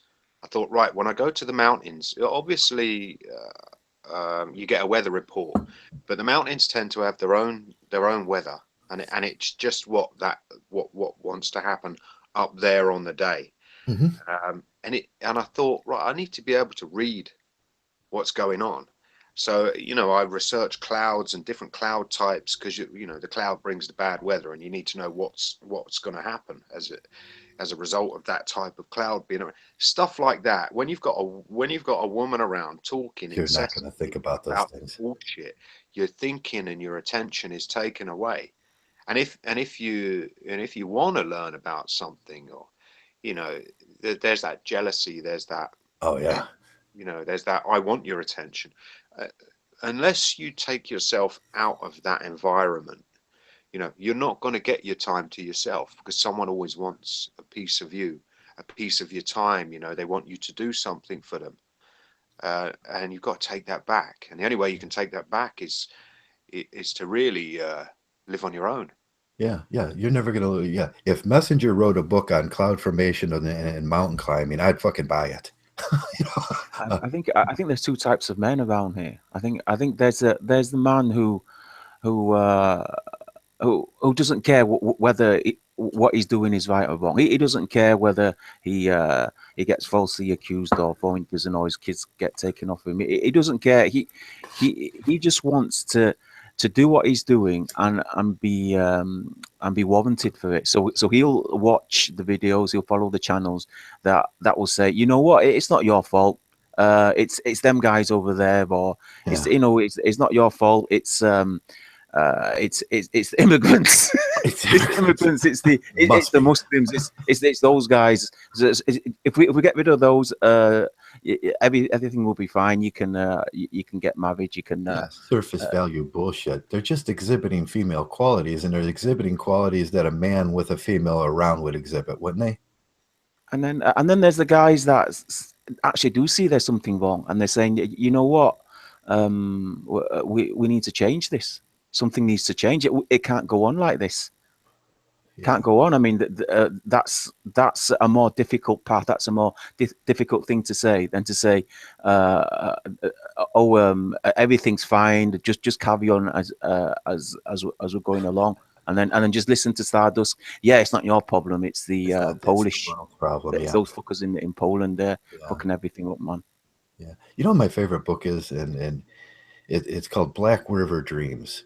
Black River Dreams is about a guy that goes fly fishing on the Black River. I live off the Black River. It's a different Black River, but I live off a Black River, and I like fly fishing. This guy writes in such meticulous detail about fly fishing, and he gives stories that are just fantastic about little events that happened. Why you can almost sense that, man, at these points there was no woman involved with that. There was it would be about how to cook hot dogs on the shore for your bitch, and that would be boring.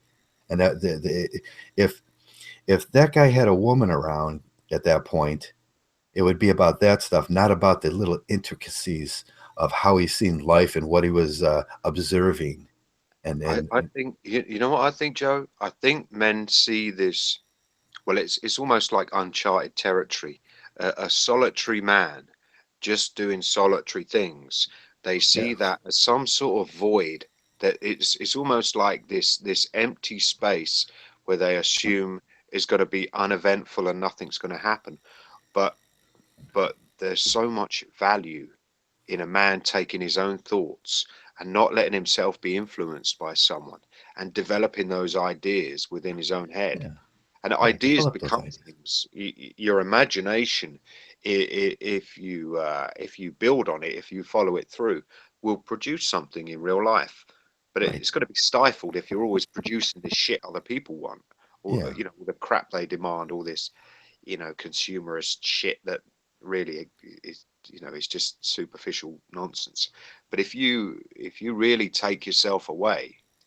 And nobody has to praise you for it. Nobody has to see what you've done. You don't need any medals. You don't need a fucking pat on the back. If you can go away and do something and just say to yourself, yeah, I did that. I made that happen. I actually achieved something for me and nobody else. That's between you and you. Right. Them are the moments in life that are just remember. So some of the strangest moments I can remember in total clarity, like simply running down a hill and noticing that the slopes on each side were perfectly angled, and there was a little bit of ice that I had to, and I accomplished a feat, and I was hiking, and them are the moments that and I noticed everything around me, how every tree hung and every bush was, and I noticed the foliage and everything. That's the beauty in life there. Not just I went to the beach with my bitch. I was encouraged by that channel that you sent me, Messenger. His name's Heart Donor, probably the brother of Heartburn. Who knows? But he's, you see, Eric brought up a good point. He says some men, they just can't live alone. It's like their conditioning, that it's become instinctive that you need to pair bond. And they can't find a reason to get out of bed. They can't find a reason to eat healthily, work out. They can't find a reason to make their life good without a woman, or without the woman being the objective. And I find that so disturbing. It's like, why does it have to be like that? And that channel you pointed out, this guy, he's given up smoking, he's given up weed, he's given up I remember that alcohol, and he's working out. He's trying to bring his life in a better direction. He's trying to think for the long term, I'd say. I think he's looking after himself. not because he wants to look good for a woman. He wants to be a better utility for a woman, or for government or society. He's doing it for other reasons. And I think if a man can find those motivations, he can do it. He can live a good, personal productive achievements. solitude life. Yeah. He's doing 50 push-ups a day. Shout out to Hot Donor, by the way. Keeps changing the name of his channel, but he's posting, and he's using his YouTube channel as almost like a diary, like a workout diary as well. He shows the date. He does his 50 push-ups. I think he's got it to 100 push-ups a day now.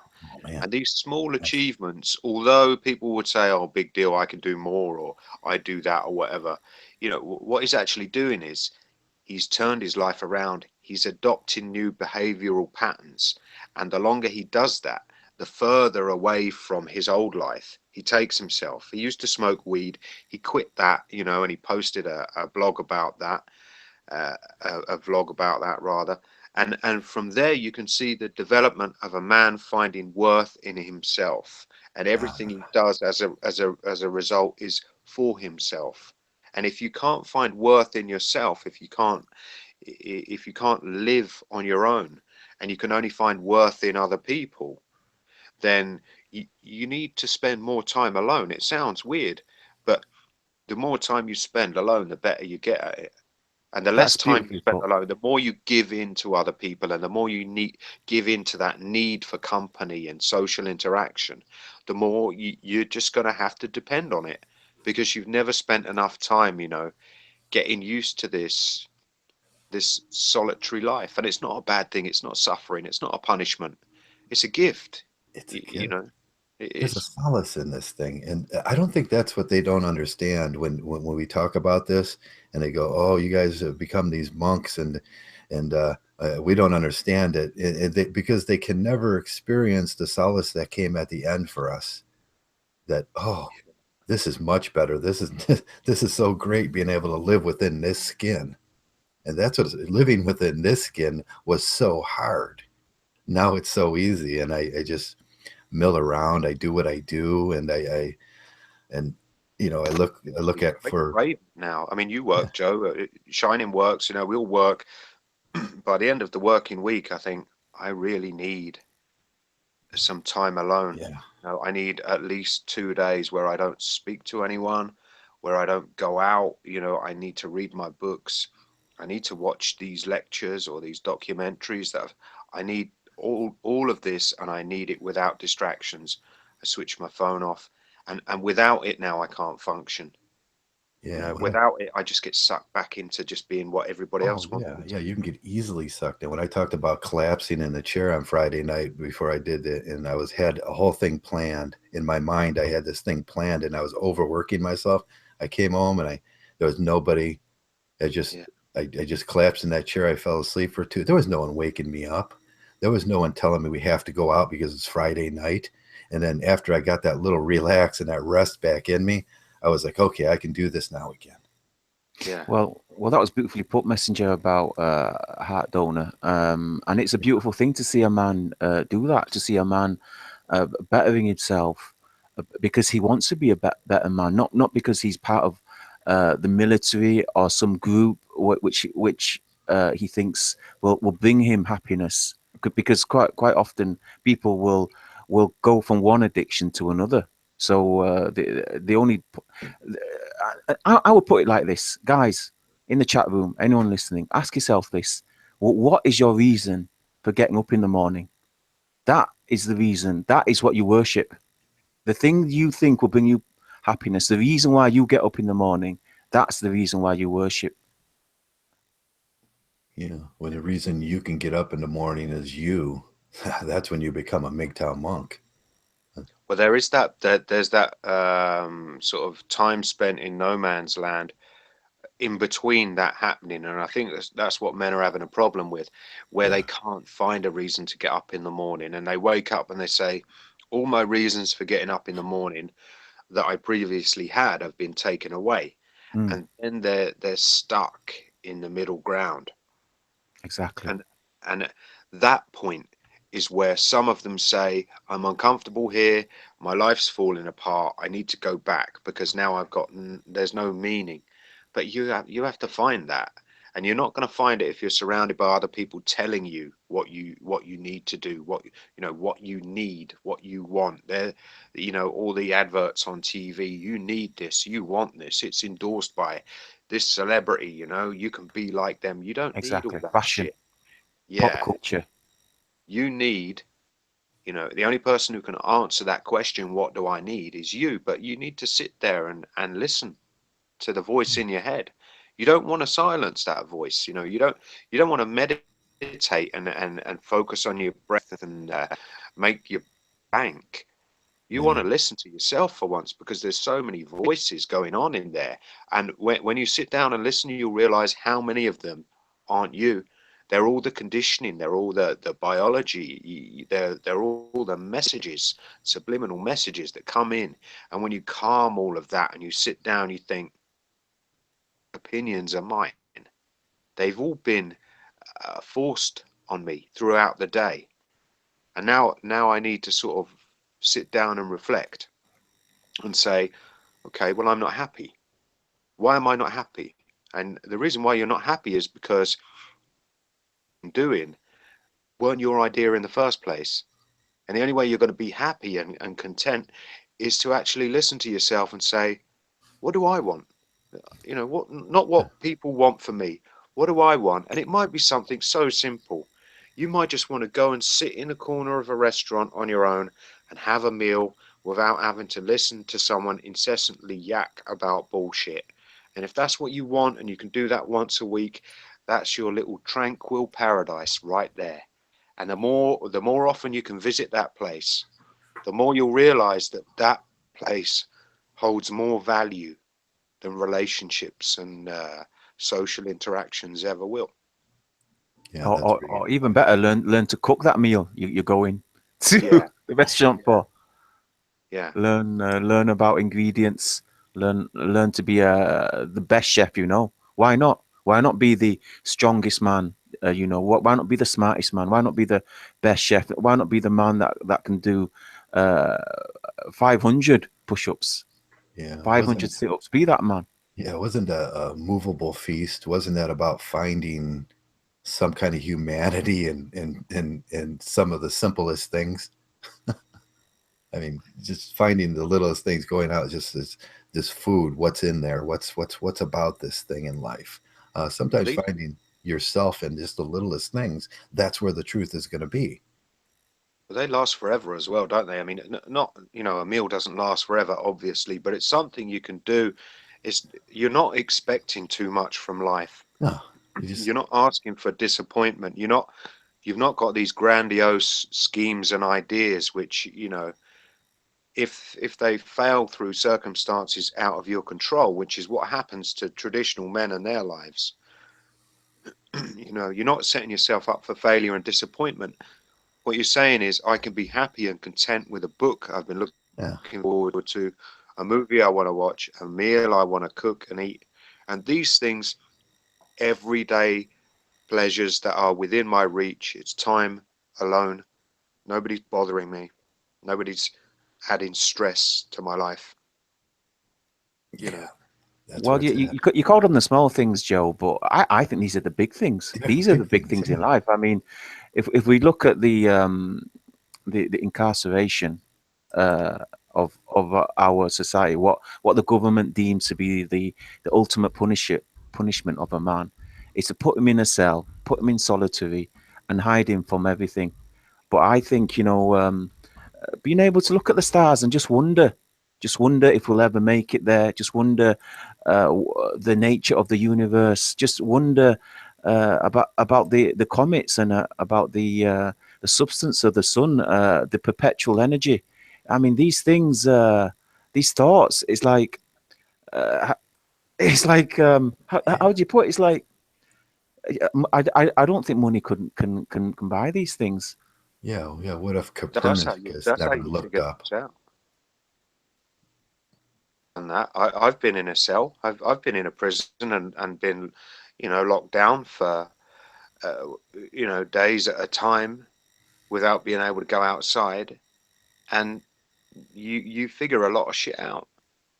You know, they lock the door, there's nobody there, and it's supposed to be a punishment. But actually, when they open the door again and let you out, you've had no choice but to figure things out and think.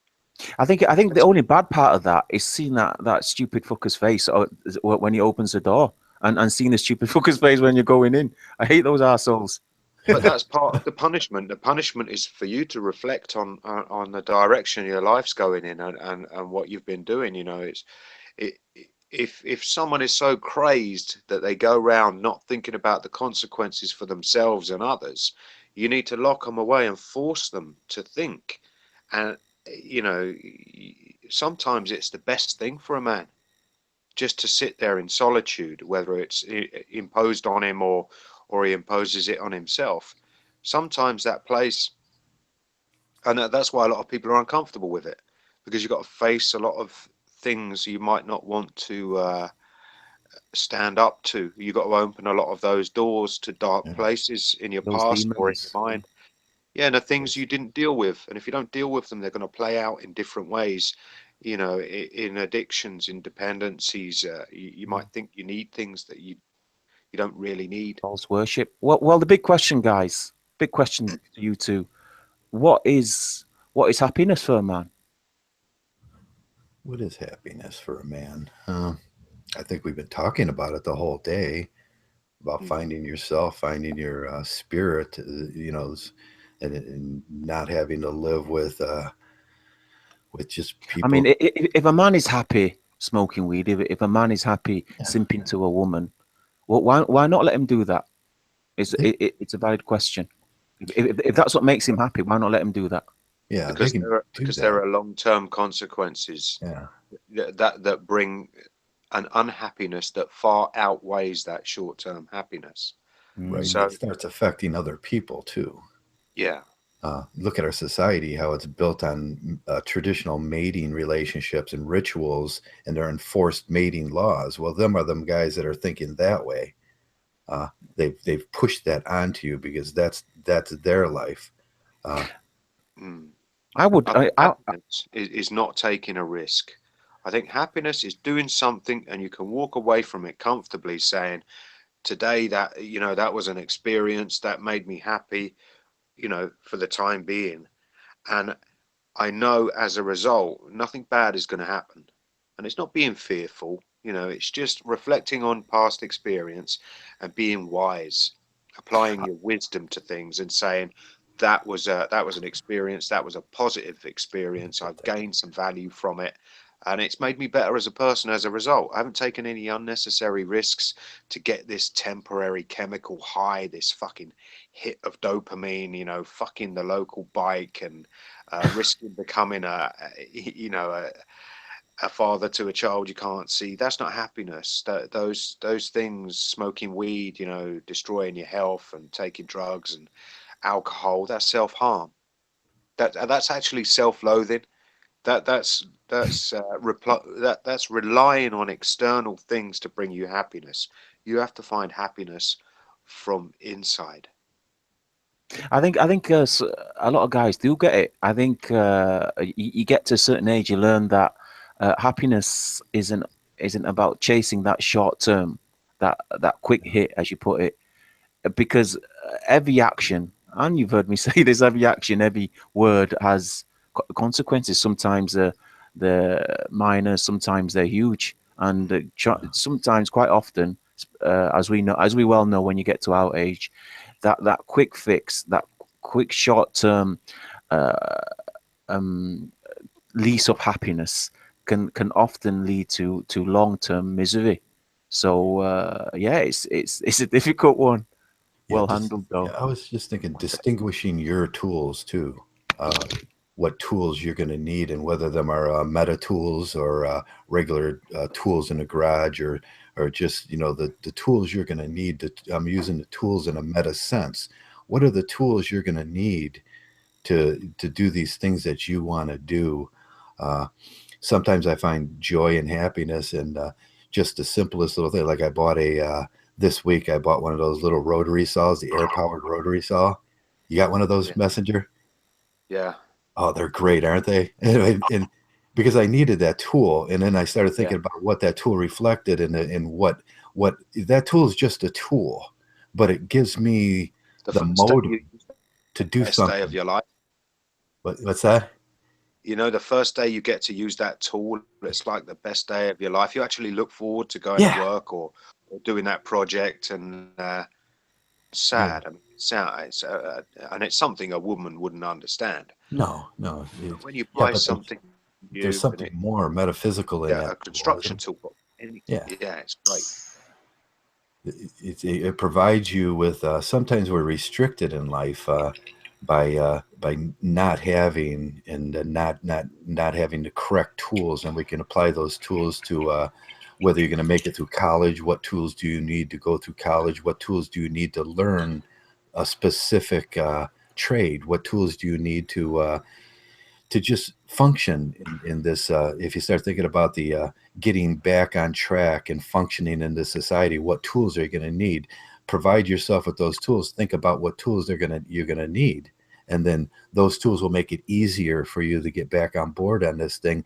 But as you build them, one of my buddies once said to me, "We're looking for bowling balls," and we went through about 100 bowling balls, and finally he says, "Joe, you know which bowling ball is the best?" And I said, "What?" Because I really valued that opinion. And he said, "The bowling ball you want to look at when you're looking down in your bag." And I thought, oh, that's perfect, because I'm happier with that bowling ball. There's nothing that irritates me. I'm not changing myself. I'm just throwing the bowling ball I want to see, and that just makes me happy, and that'll make me a better bowler. And sometimes just whatever you want to look at when you're looking down into your bag of tools, and I know this is a meta argument here, but that's what you want. That's what you put in your life. Yeah. Hello, Element X. He's got his mic off there. Yeah. Hey, how you guys doing? There he Good, is. good. I slept in. You snuck in? Yeah. No, I slept in. Oh, you slept in. That's a good thing. Yeah. Oh my gosh, I was up all night just doing stuff, and me and Messenger and Shining, we were all going to try to have a hangout, and I told them, yeah, let's do it at 11. And I told myself, I said, you know, you can't do this, right? You know that if you get up that early, you're never going to hear the alarm, and you're never going to wake up. But I said, fuck it, I'll tell myself that anyway. And sure enough, I didn't get up at the time I was supposed to, and here we are. So yeah. An afternoon nap as well. I read some stuff on statistics, which is not a good idea on a Sunday. No. Because after about 2 hours of reading, it rendered me unconscious. So I actually got back in my bed and I thought, yeah, I can do this. Just go back to bed for an hour, and it turned out to be 3 hours sleep in the middle of the day. It was great. Oh yeah, get rid of that. Sometimes you overstress yourself, and I know I overtake in a lot of this stuff sometimes, and that's when you can't learn. It's like the Swedish model of education. They don't overstress the kids because they realize that if you stress the kids, they're not learning no more at a certain point. Sometimes you just take that break and you just lay back and just forget everything, and you can come back to it and see things in a clearer light. Yeah, you need to absorb information. When you take it in, you need to maybe evaluate it for a day or two and then come back. Otherwise, it just becomes like a sea of words. Yeah. And you don't, you don't process the first hour of reading. If you read for too long, you start to throw out the. It's the haystack. That's what we get in Mgtow out here too. And we started the conversation with the haystack of garbage that we have to sort through in here. Oh, the brown pills. Yeah, there's too many brown pills. There's too many brown pills, and there's not enough monk pills, and there's not enough solid pills, and then we have to sort through this haystack of garbage, and that's when it all becomes so mundane.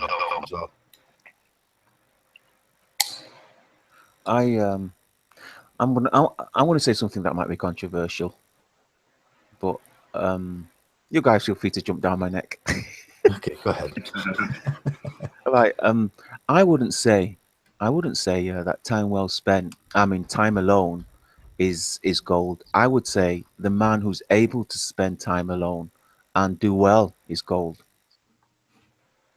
Yeah, for some it seems like a punishment. It's like suffering. I don't, you know, if they feel like that, then it's not for them, and it might be related to their specific character traits. Uh, uh, you know, forcing an extrovert to be alone really would be a uncomfortable Torture, yeah, for him. experiential interaction. So maybe they need less time alone. But I'm naturally sort of introverted in many ways. I come from a big family. I got, you know, I'm the youngest of six. I grew up in a house of fucking chaos and fights, and there was never a moment's peace. But myself, I'm consequence. I'm quite introverted, so I'm comfortable with it. For me, Yeah. But isn't that the taking the time to figure out? I mean, if it's just an hour a day where you sit down and you do that contemplation, you take the time to figure out, I'll jump right up after that and I'm out to the garage or I'm out to the car and I know what I want to do. And then that's what gives me the inspiration to do it. So there's this period, you know, you can be an extroverted person and just take that time, because we all need time to distinguish the important things.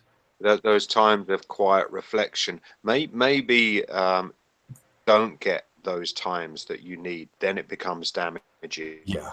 If your life is 100 miles an hour and you never get time to sit and reflect, Yeah, or, and that could be like 2 minutes for one man and an hour for another man. If you stop for 15 minutes and just say, stop life right now. I would put it like this. Or they're saying what I said wasn't controversial enough.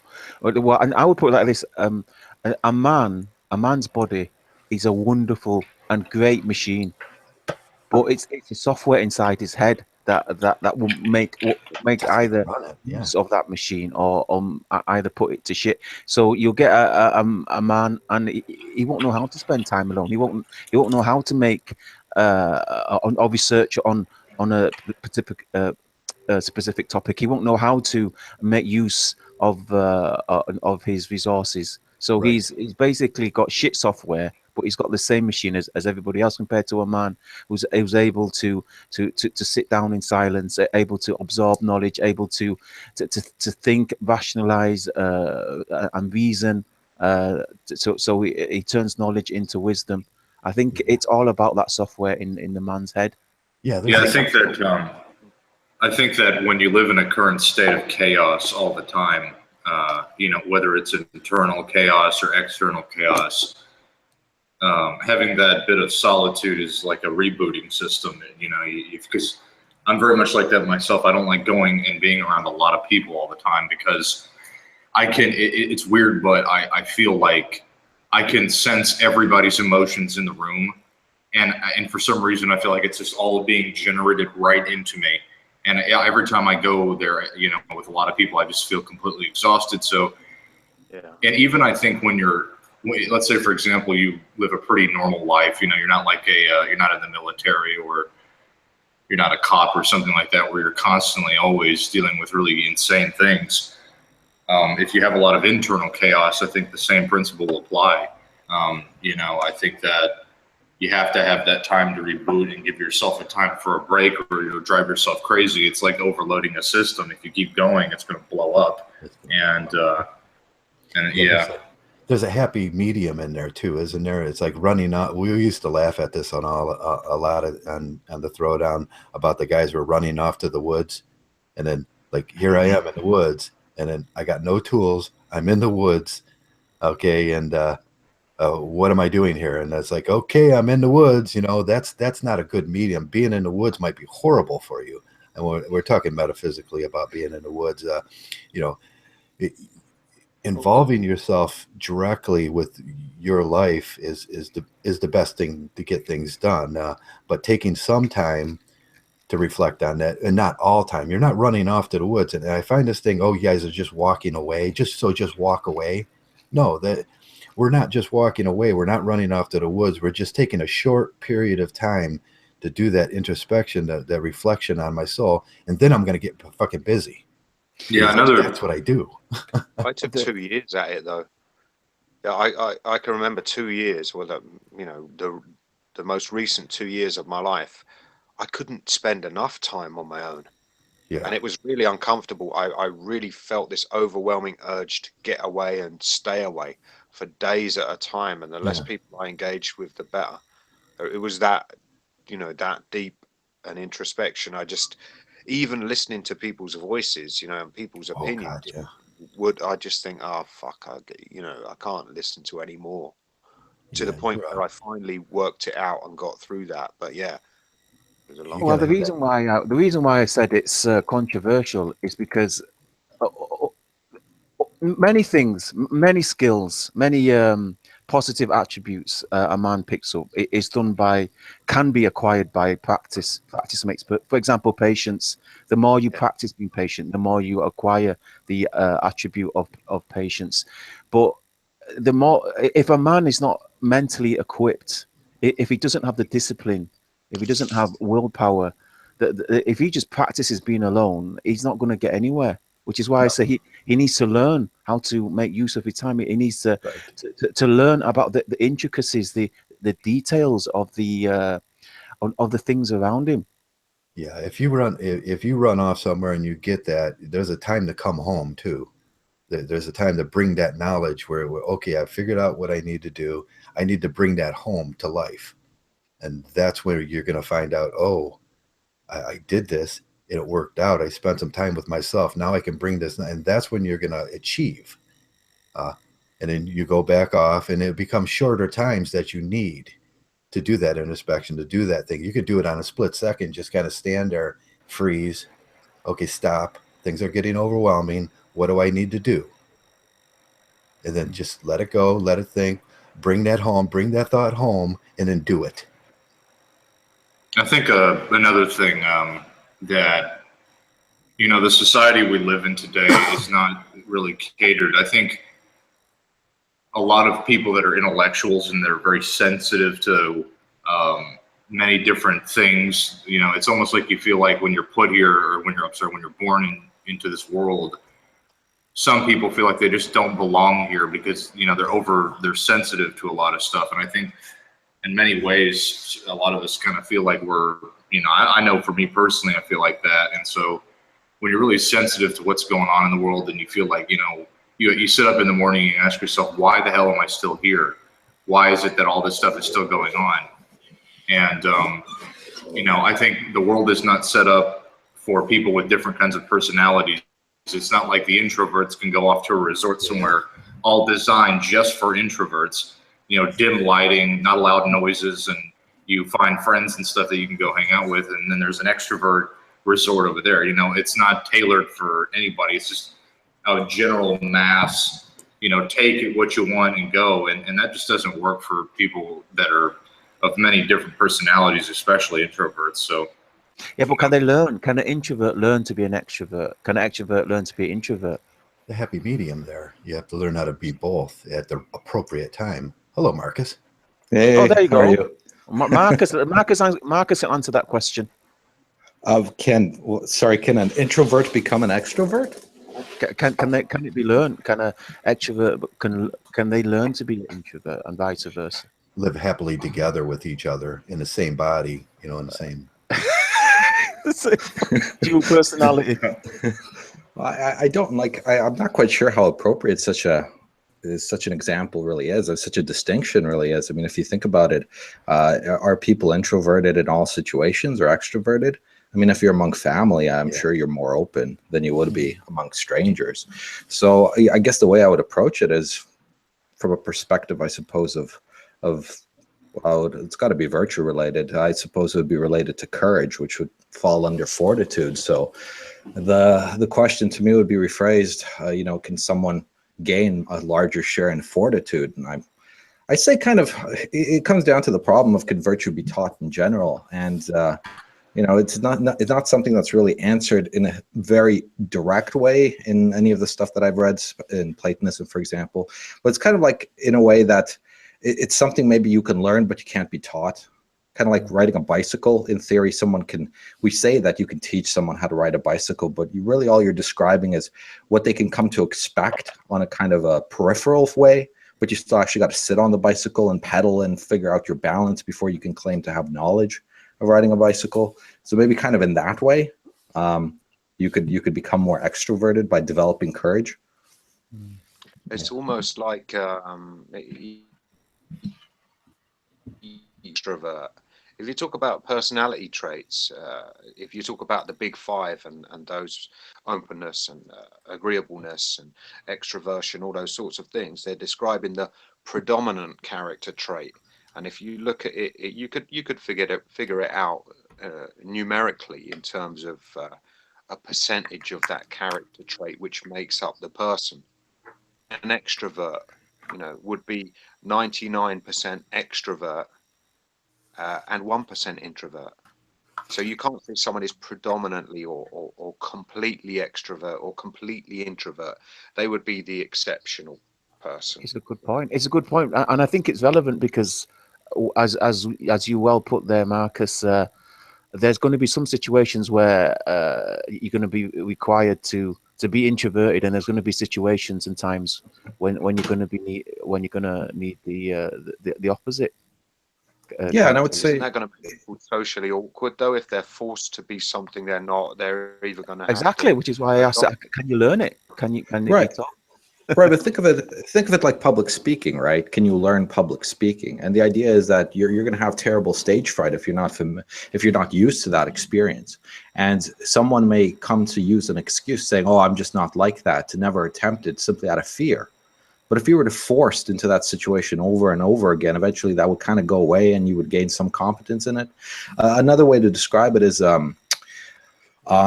Those that say are capable of, I suppose, off the cuff rambling and entertaining rambling, are just gifted in, say, running a radio show. Right?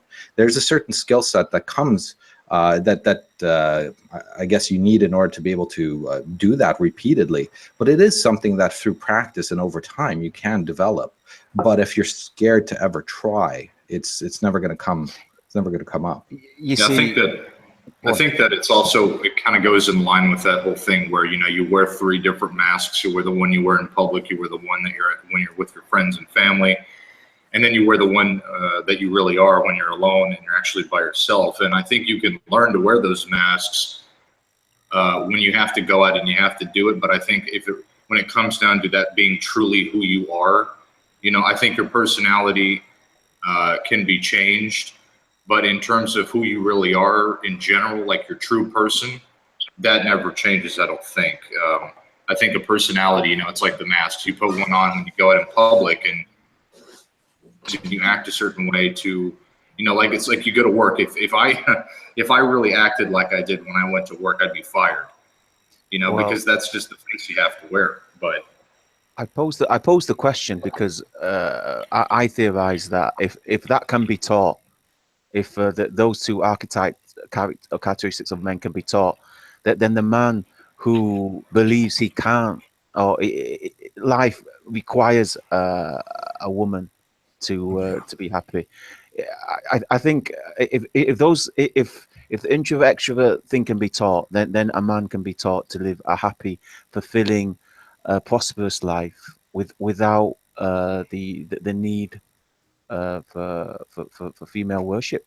I would say we are talking about Mgtow, to keep on the field of Mgtow here. There seems to be that all or nothing mentality around here sometimes, where you have to be all of it or nothing, and it instead of trying to gently learn how to put on those masks and learn certain things in Mgtow and you develop your Mgtow skills. Sometimes you have to be a good speaker. Sometimes you have to do those. You're going to have to learn how to do those things. I'm sure you guys will agree with me. I think everyone in this room will agree when I say there was a point where being alone, silence was torture. And I would say, but when we were younger, we didn't like those quiet times. We didn't like being sent to our bedrooms, not being able to talk to whoever we want or go out. And I think we had to learn this. We had to learn how to enjoy our own company. Would you guys not agree with that? Yeah. What does Plato say about those introspection periods of your life where you just become comfortable with yourself and look deep down inside your soul so you can get an idea to put out there, Marcus? Well, I mean, it comes down to the inscription over the Oracle of Delphi of "Know thyself," and it's really it is an issue of self introspection, but it's introspection upon your own belief structure. One of the interesting things was that when Socrates was told that he was the wisest of all men in Greece, he was kind of curious about what could that possibly mean, since he was pretty sure he doesn't know anything. And as he came to, I guess, question those that purported themselves wise among them, he just found out that the lawyers don't know anything about justice. He found out the poets don't know anything about beauty, and so on and so forth. Anyone claiming to be an expert turned out to just have, I guess, stories that they couldn't justify. So it turned out him being the wisest simply by the fact that he wasn't he was aware of his own ignorance. He just didn't go around pretending he knew, and because he knew he didn't know, he was willing to do the inquiry. So you do need time on self-reflection against that sort of thing, and sometimes you do need someone to, I guess, help you out in that process, because there might be language barriers even in concepts to help you kind of extract that, which I find philosophy very useful in providing. That's why I read a great deal of it. In terms of the contemplative life in general, the Greek tradition considered it basically the highest form of life you could aspire towards, because it was the closest reminiscing of the mimicking of what the Greek conception of God was. At least the Aristotle's unmoved mover is a moisis, moisis, moisis. So thinking about thinking. So if you can if you mimic that, you're basically as close to God as, well, not close to God in the religious sense, but as similar to God as you can be within the human limitation. Right. Yeah. So in that way, that was ultimately the highest form of life. And the things that you would contemplate would be the highest things, which would be being in of itself. Because God has nothing outside of itself. It could only contemplate itself. And so forth, man contemplating being was actually man contemplating God. In fact, episteme, one of the forms of knowledge, in Aristotle's breakdown, on the side of things that are necessary. So knowledge was about those things that could be otherwise and things that are necessary. So necessary things would be like mathematical truths. Things that could be otherwise are like stuff that could happen in the future. Like, what are you going to eat tomorrow? Well, that's contingent. It's not necessarily true that there's an answer to this. So episteme it concerned itself with those things which demand an explanation. And all created things have an explanation. So studying any form of creation was studying the explanation. The explanation was in some way contingent on God. And this actually comes down to act and potency, which I don't really want to get into. But it literally, science was study of God. It was all theological in nature. And it was pretty much what scientists would do. Can you define wisdom from a philosophical standpoint, because there's a lot of emphasis these days placed on intellectualism, and people would look at IQ score stuff and dismiss wisdom as a form of intellect. So in terms of someone being wise and someone having wisdom through experiences gained and knowledge gained throughout their life, I mean, how does that relate to philosophy? Okay, yeah, that's going to be an interesting. Okay, so if we break down all the things a person can have knowledge of, or I'll use the word knowledge somewhat in a loose sense, there's things that are necessary. Meaning, again, things that never change, that exist basically indefinitely, and those side can be investigated through the rational faculties. And now you have two categories of knowledge in that sense. You have Sophia, which is of it's not a knowledge that can be justified. It's more just the intuitive ability of the soul to tap into the truth of something like the principle of non-contradiction. right? You don't have to demonstrate the principle of non-contradiction to be true, because we use it for pretty much all other demonstrations. I mean, if this isn't true, then we can't know anything. So Sophia is the sort of awareness or the ability to, I'd say intuitively, but it's deeper than intuitive. It's like a connection with reality in a way whereby which these things are they're just true. It's just how it is. That's just how reality So is. people, that Yeah. emotional intelligence, someone's got the ability to assess people and situations instinctively, rather than What? A street smart. You can be street smart, and there is a difference between being aware and having awareness. I can be aware of a doorknob, but I'm not. The awareness in that sense would be how the doorknob functions and how we use it in real life. Well, with Sophia, it's mostly on the most basic things. It's not. It wouldn't be so specifically related to individual exemplars within like the material world. But episteme would be more concerned with that, and it's a form of knowledge that does demand justification. And it's usually where it's episteme in Greek, scientia in Latin, science in English, right? It's where we get our word science from, and that's the sort of inquiry into the natural world through empiricism and things like that. But you need some level of Sophia in order to be able to conduct that inquiry to begin with, because you have to base it on something, and that something is reason and some of the things that we come to completely for granted, like almost the existence of the external world and things like that. Are you talking about you said the Sophia, or are you talking about the Sephira? No, Sophia. Okay. Yeah, so Sophia, which is the more intuitive side, episteme, which is what we consider science, and that's on the side of things that are necessary. Now, there's the other side of things that are contingent, and on the contingent side, we have techne, and we have phronesis. And techne is where we get our word technology from, and techne is also what they use to describe crafts, anything you build, right? Because, I mean, a shoe, you can have shoes of various forms and functions.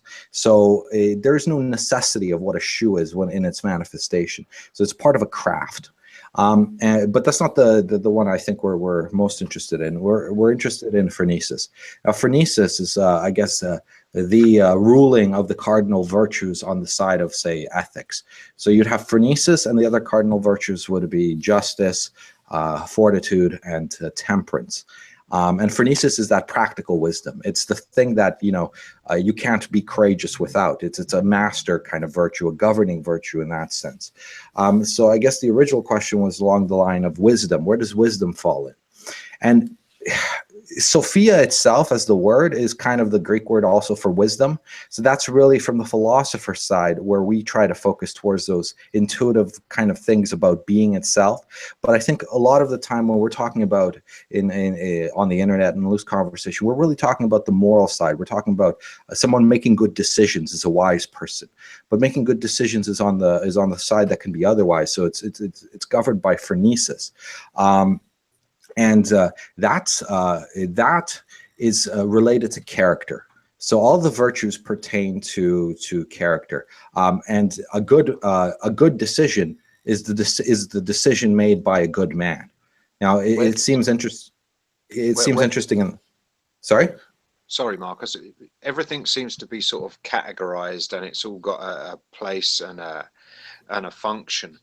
But where does chaos come in relation to this? So in terms of justice, I suppose it would be linked to things like injustice or misfortunes, malevolence served upon other people. Where do these things fall in relation to all these other neatly? Right. It would solve it. It falls under phronesis. So phronesis is one of the virtues on the side that could be otherwise. You have so the cardinal moral virtues would be phronesis, justice, temperance, and fortitude. And every other virtue, like courage falls under fortitude. Kindness would fall more under fortitude as well. Self-control, when it comes to, say, alcohol, would fall under temperance. Temperance is more concerned with the pleasures of the body, more specifically that of sight, but also of taste and all that. Whereas fortitude is more about the anger and the emotions, that the spirited side of the soul that compels us there. So yeah, like I'm saying, it's mostly on the frenetic side that we need to look towards, I guess, wisdom in that sense. But that stuff, it comes from character development. So I'm saying the wise man is the good man in the same setting. So we don't say that, what is the wise decision? Well, the wise decision is when you go to the wise man, you ask him what the correct thing to do is, and he tells you that's the wise decision. Because it stems from character. It's not like deontology where there's rules, right? Thou shalt not kill, thou shalt not do this. There are no rules in virtue ethics in the ancient Greek stuff. It was all contextually based. What about okay, a man can be wise, a man can be Socrates. What does philosophy say about the death of Socrates and how that came about? I mean, in relation to him being wise, ultimately that was his downfall. Everybody thought he was a dick. Yeah. Yeah, it's like the allegory of the cave, though, isn't it? You know, you go outside and you see the world for what it is. You come back and try and tell everyone else, and they turn against you. So, you know, how does that teach us? Yeah, that was one question. I was just going to say that's one thing I also was interested in, because it seems like whenever you try to explain a different point of view to somebody, like let's say, for example, you provide let's say a controversial outlook on how life is and what life is and all this other stuff. Like when I heard you talking, Marcus, when you're talking about all those different compartments of all these different things, it almost made me think about computer code for some reason. So I think, you know, it's like when you try to present an alternative point of view, I think especially here in the United States and many countries, we've been told to believe a certain way and act a certain way and do things a certain way. And when you break outside of that box, so to speak, then I think that people start to kind of get a little, you know, they start to get a little nervous, kind of like the cave analogy I forgot who did when you put somebody in a cave. Who was that again? I don't remember. Are you talking about the allegory of the cave? Yeah, that's it. Right. It's kind of like the allegory of the Matrix. In the sense, people are in the cave, and it's a story of going up and out of the cave by moving up the divided line. At least in Platonism, it works from the realm of shadows, which are the shadow puppets that they see at the beginning. And the realm of shadows is those things that we think exist but don't actually exist, like money, right? And then you move to like the physical sciences, which are still kind of kind of more real, but not really real. And once you move past the divided, what happens when you get past all that and you've come back with the information that people need, the truth that you've seen based on the experiences you've had outside of the cave? You know, you can be the wisest man. You can be the man who left the cave dwellers and came back to tell the truth. You can be Socrates, you can be that man, but at the end of the day, they will turn against you and they ultimately will seek to destroy you and everything you stand for. What does about that? That's in the allegory itself. I mean, in book 7 of the Republic, just after finishing the allegory of the cave, he starts talking about the responsibility of the philosopher, that the philosopher has an obligation to go back into the cave and try and free people, at least for a time. And he'll, you know, once he's kind of been freed, he'll understand why he needs to go back there. It's kind of like Mgtow content creators. We know why we need to be creating content. That doesn't need to be taught to us. Once you learn the information, you understand why other men need to know this.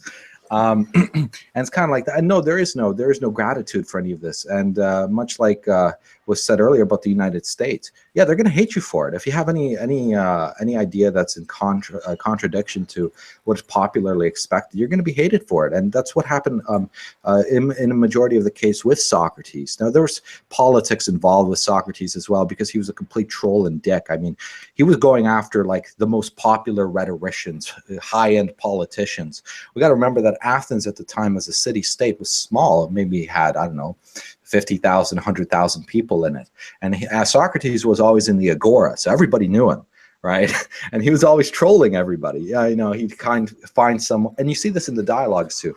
He'd find someone that claims to know something about beauty, and Socrates is like, well, very good. Why don't you teach it to me? It's like, oh, not now, Socrates. I don't have time, but maybe another time. You know, they tried to keep away from him because he always made more of Athens. Then he would come in and just blow everything apart and expose everyone for what they are. Exactly. So in some sense, he made a lot of enemies, and in another sense, he made a lot of allies who I guess appreciated the actual philosophy, but his life was interesting in the sense that he inherited a little bit of fortune that he lived off of pretty much for the rest of his life after he did his military service and all that. And he did take some donations, but for the most part, it was the money that he inherited that he lived off of. So there wasn't a great deal of gratitude for what he was doing. And because he was he was somewhat of a critic of pederasty, which was fairly prominent in the upper classes of the Athenians at the time, that also pissed off a lot of people. So there's a lot of people that had a lot of problems with Socrates, and the trial they put him on was an accusation laid by three poets. I don't remember their name. One of them was Malasis. But anyways, point is, these three poets, it was kind of like a kangaroo court. I mean, nobody believed Socrates was corrupting the youth of Athens. They just wanted to scare him, really. And he went on this trial, and they launched their accusations against him. And he was asked to defend himself, and he gives a speech about how he thinks that what he deserves really is a pension and all this other great stuff for all the good work he's been doing. Obviously, they vote against him, but barely. They barely condemn him. And then after that, they ended up sentencing him to death, but no one expected Socrates to actually die. They all thought he was going to do what any other noble would do. Anybody else connected like him would do, is just buy their way out of the sentence and flee. To silence him, then. Exactly. But Socrates wouldn't have any of that shit. So his friends, Socrates' friends, bribed the guards. The doors were open, and he's not going to leave. He's not leaving that prison. And he voluntarily drank the hemlock just to kind of prove something about it. He was like in his 80s at that point. He said in the Thedo, in the Thedo, is the dialogue where that scene takes place, and he says, how can I live this life preaching about law and the city and all that, and yet here when it conveniences me, I flee, right? It would make his entire work hypocritical. So he chose to simply die as opposed to, destroying his legacy in that sense. Yeah, and this is what we talk about in Mgtow. This was the whole topic of today, is like we do these introspections, we go off to the woods, but don't stay in the woods. Come back home, bring that home to your thought process and share it with others, and keep doing that. Never forget that there's a happy medium between going off, doing the introspection, what you've learned, bring it back, be grateful about these things, and we can learn from Socrates. We can learn the general ideas in Mgtow, but have gratitude for this thing that we have now, because we haven't had it in the past. But we are a new and growing, burgeoning idea here. We're only 10 years old. I mean, that's a child in most philosophies, isn't it? It's interesting. It's like when you go through understanding some kind of certain types of information. I just want to throw this out there to you, Marcus. But I don't know how much you know about studies into things like the abyss, but your mind is the abyss in a sense. And so when you go deep enough, there's this quote by what's his name? Anton. It's not Anton LaVey. It's somebody else, Anton Wilson or something like that. He said like the abyss, which is the mind, basically, is where those who go venture die insane. It's like or something along the lines of those who travel into the abyss will be the ones who. What is the word of it? It's those who live in the abyss is the ones who die insane. And so I think when you start to venture and trying to understand how the world really works, in many ways, you travel through the abyss. You travel through insanity, trying to put the pieces together. Is this working? Is this working? Is it this? Is it that? And if you can stick on that path long enough, which is the whole point of traveling through that, almost everybody that goes through that level of high understanding, a lot of them go crazy. But there's, I guess, a side of, a genius is insanity or whatever. But what do you think about that? I mean, I think we travel away from insanity. When you look at the way people live in this world and the amount of drugs they have to take just to function, the amount of antidepressants people are on, you can't tell me these people are rational and sane. The way they live and the environments they just barely manage to exist in sends them the other way. I think we remove ourselves from the insanity define sanity. You know, what are we doing? It's different to what they're doing. It's no more insane, but it's certainly a happier place, a more tranquil place. I think I function mentally much better where I am now than that insane virtual asylum that I used to live in. That was insane for me. That sent me over the edge on a couple of occasions. You know, literally being told you were going to be sectioned because life was that overwhelming. That's insanity, and they live there. The hedonism always becomes overwhelming in a lot of these guys' lives. It must be something that in that happiness, and it's got to be sex or drugs or alcohol or whatever it is. And that's, we see a lot of these guys falling for that, like the PUAs. There's just go through the women and all that, and they've never quite learned how to be happy in themselves. But that's just, I read this article that was talking about how it said that actually I have it pulled up here. It says the American people are the most drugged people in history in our planet. And it says that over 70% of all Americans are currently on at least one prescription drug, and that 60 million Americans abuse alcohol and 22 million Americans use illicit drugs, which means that is everyone almost on every time that you run into somebody, they're going to be on something. And there's over 70 million Americans that are taking mind-altering drugs, and over half of those people are on legal prescription drugs. And so it makes you wonder, if you run into people, you wonder why they think they can't think clearly, or they're acting illicit or crazy, or they're what we call the sheeple. It's because everybody's drugged on something, whether it's caffeine, whether it's alcohol, whether it's prescription drugs, illegal drugs, or any form of any other drug. And very much this is the 1984 way of looking at it, if you will, that, this is the soma of our time, where everybody's drugged, everybody is sedated and dulled down, so that, meanwhile, everybody's, just, drooling on themselves, other things are happening and they don't even realize it, Well, if I look at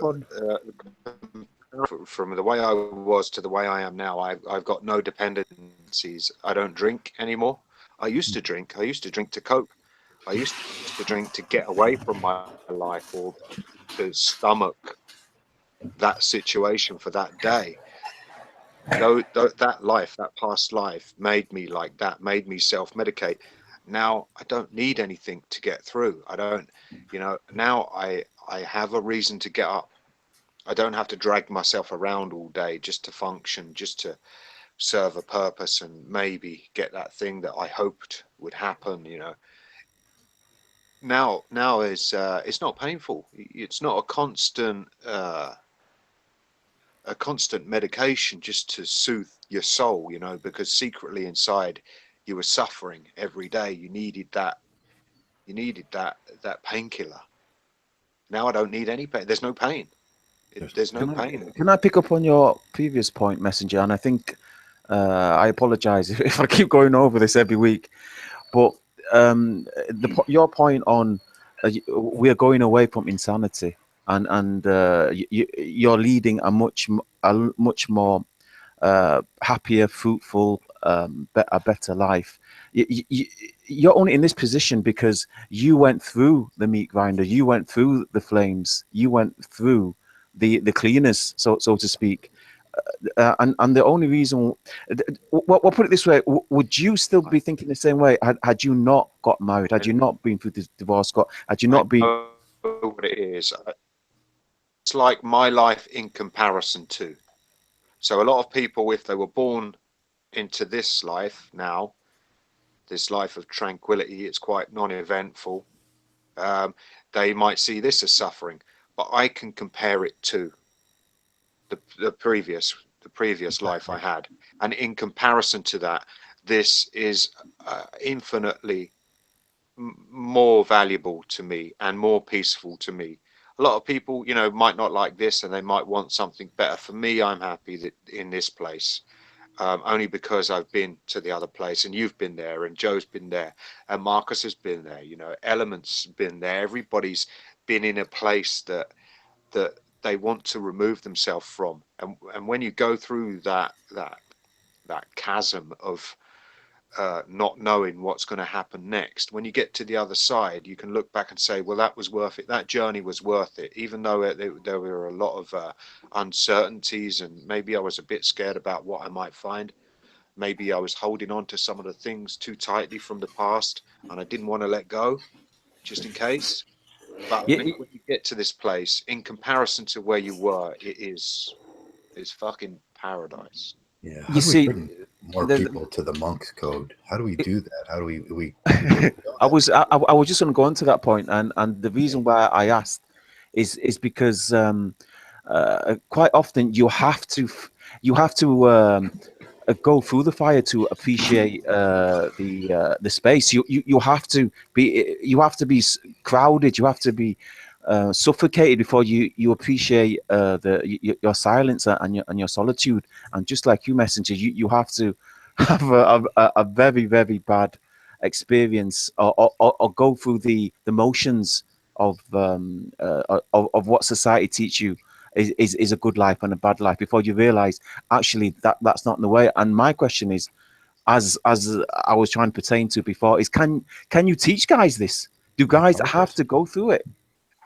My very first video was actually on this subject, and I read a long passage out of Human All Too Human, Nietzsche's preface there, and he goes through the grand betrayal that must occur in your own values. He didn't see any other real option. It's just got to happen to you, and you need to be so destroyed and betrayed by your own values that you can't put any hope in them anymore. So then, so then that begs a question: what are we doing trying to warn men if men have to go through it before they realize how bad it is? There's no point us warning them. No, it's the same No. as addiction. Addiction, a man has to hit bottom before he has to suffer an incomprehensible demoralization before he realizes just how destructive his direction in life is. And until he hits bottom, that's the point of realization. And then he's got that emotional memory to reflect on in the future and say, I don't want to fucking go back there. That scared the shit out of me. It nearly killed me. That's the point. And it's the same as Marcus says, you know, you need your whole belief system to be completely shattered to the point where you realize that it's not working. And if you carry on down that road, you know, you're going to suffer indefinitely, or ultimately, you know, it will finish you. Yeah, and it's not from what Shining was saying, it's not so grim as it looks. I mean, that shattering needs to happen to those that are really entrenched. To some of them, it may never occur to them, or it might not occur as significantly as it would be necessary. But then there's a lot of younger guys that they're not so entrenched in it yet, right? They're still developing, and these ideas are not so ingrained that they can't be, I guess, removed or cut out, less than like a malignant tumor or something like that. They're just a bit sickly now, but they can be helped through words. So I think there's hope to some extent with some men. Others, probably there's nothing but this grand betrayal that'll do anything for them. Yeah. I actually watched Jordan Peterson. I think it was his last video. He's putting out a lot of content, but he's got a method of getting through people through certain crises in their life, and he gets them to write. And it just reminded me of what we do. He gets them to write down their life story, you know, and by doing so, they get to evaluate everything that's happened. They get to look at, you know, what they've got control of in the future, you know, how they can prevent these things from happening again.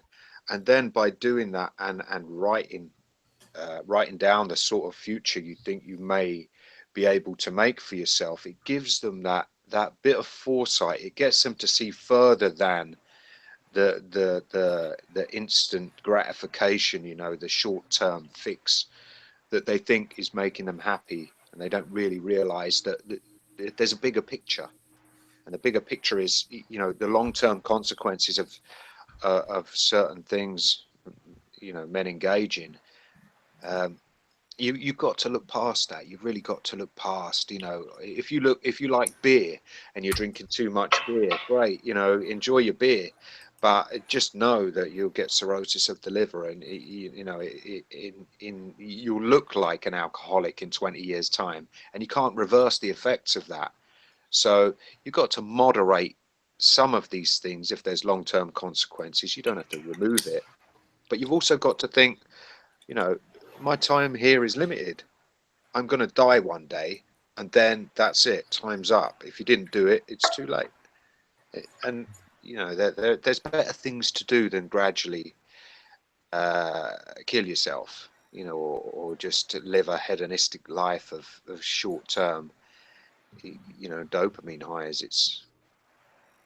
There's a lot more to it than that. But you only realize that when you come close to, or when you actually lose it all, and you realize how fucking difficult and energy draining it is to try and build up some sort of comfortable life again. Away from you and reach a point where you think, no, I've got one more fucking shot at this, otherwise it's curtains, you know. You may as well just pack up. Yeah, that's definitely a big thing.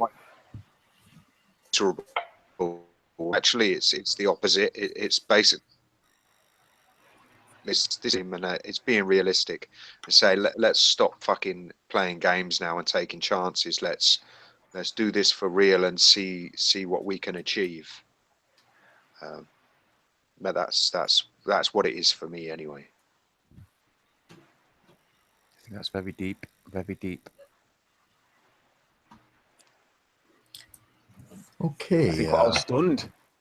Are we at that point now where we're gonna? Are we done for this? Shall we entertain a couple of questions? Yeah, let's go for a couple questions out of the because I think we covered that rather well. How Mgtow relates to you know, the introspections, the monk's code, and unless you get to that point, it's sort of a useless endeavor. But we can see and we can empathize with the men that haven't got to that point, and that's what we're trying to do, is bring them to that point. But we get so much resistance, and like always, we get resistance from people that generally are so close-minded that they don't believe in this thing. They're blue pill. They're stuck in a matrix. Yeah, we can expect that. It's hard to determine which ones are which anymore. But let's take some questions from the audience. Well, I think they've been silly in the chat. We cannot see it. Did we totally lose you guys? They've just been silly. Yeah. Well, I appreciate everyone coming in today because yeah, it's been ages since I've heard a mind taxing podcast. So I appreciate the both of you coming in. Guys here, isn't it? I know there's been a lot to think about today from both Element, Messenger, and of course Marcus. So I'm gonna take this away. I'm gonna have a little think, and I'll speak to you guys later. And I'm gonna jump out. Peace to everyone. Peace to the guys in chat. And like I said, thanks, guys. Yeah, this might be. See you later, Shining. This might be a good time to close it down. Anybody got any ending comments for this podcast? No, I don't think so. I think it was well said. Yeah, just don't take the brown pills. Just don't go down that road. Don't be more blue pill than the blue pill man. That's not a very clever thing to do. Yeah, keeping in perspective what we're thriving for, and what we're thriving for here in Mgtow is better men, a betterment of yourself, a better understanding about the world that we have to live in, and how complex it is when we're thrown in these worlds that generally are made to extract our utilities, to put us in a utilitarian way of living. Mgtow's about more. Mgtow's about finding the beauty and the honesty in life inside yourself, and that's where, like Frederick Douglass said, they can make me a slave, but the only place I can escape that is in my mind, where I'm not a slave. I can truly believe I'm not a mind in my slave, and that's what made a great man, that made a great orator, somebody that influenced a nation in a positive way. Now, each and every one of us are not going to be Frederick Douglass. We're not going to be Nietzsche. We're not going to be John Locke. But maybe out of this thing someday, maybe, yeah, I can see some philosopher coming that influences the world in a better way. And if it doesn't happen, guess what you can do? You can influence the world around you in a better way and become a better person in your community. That's what Mgtow's about. Being happy with yourself. And that's it. And thanks for coming around, guys. And thanks for being Mgtow. With that, I'm going to close it down. All right. Cheers, guys. Bye. See you, Marcus.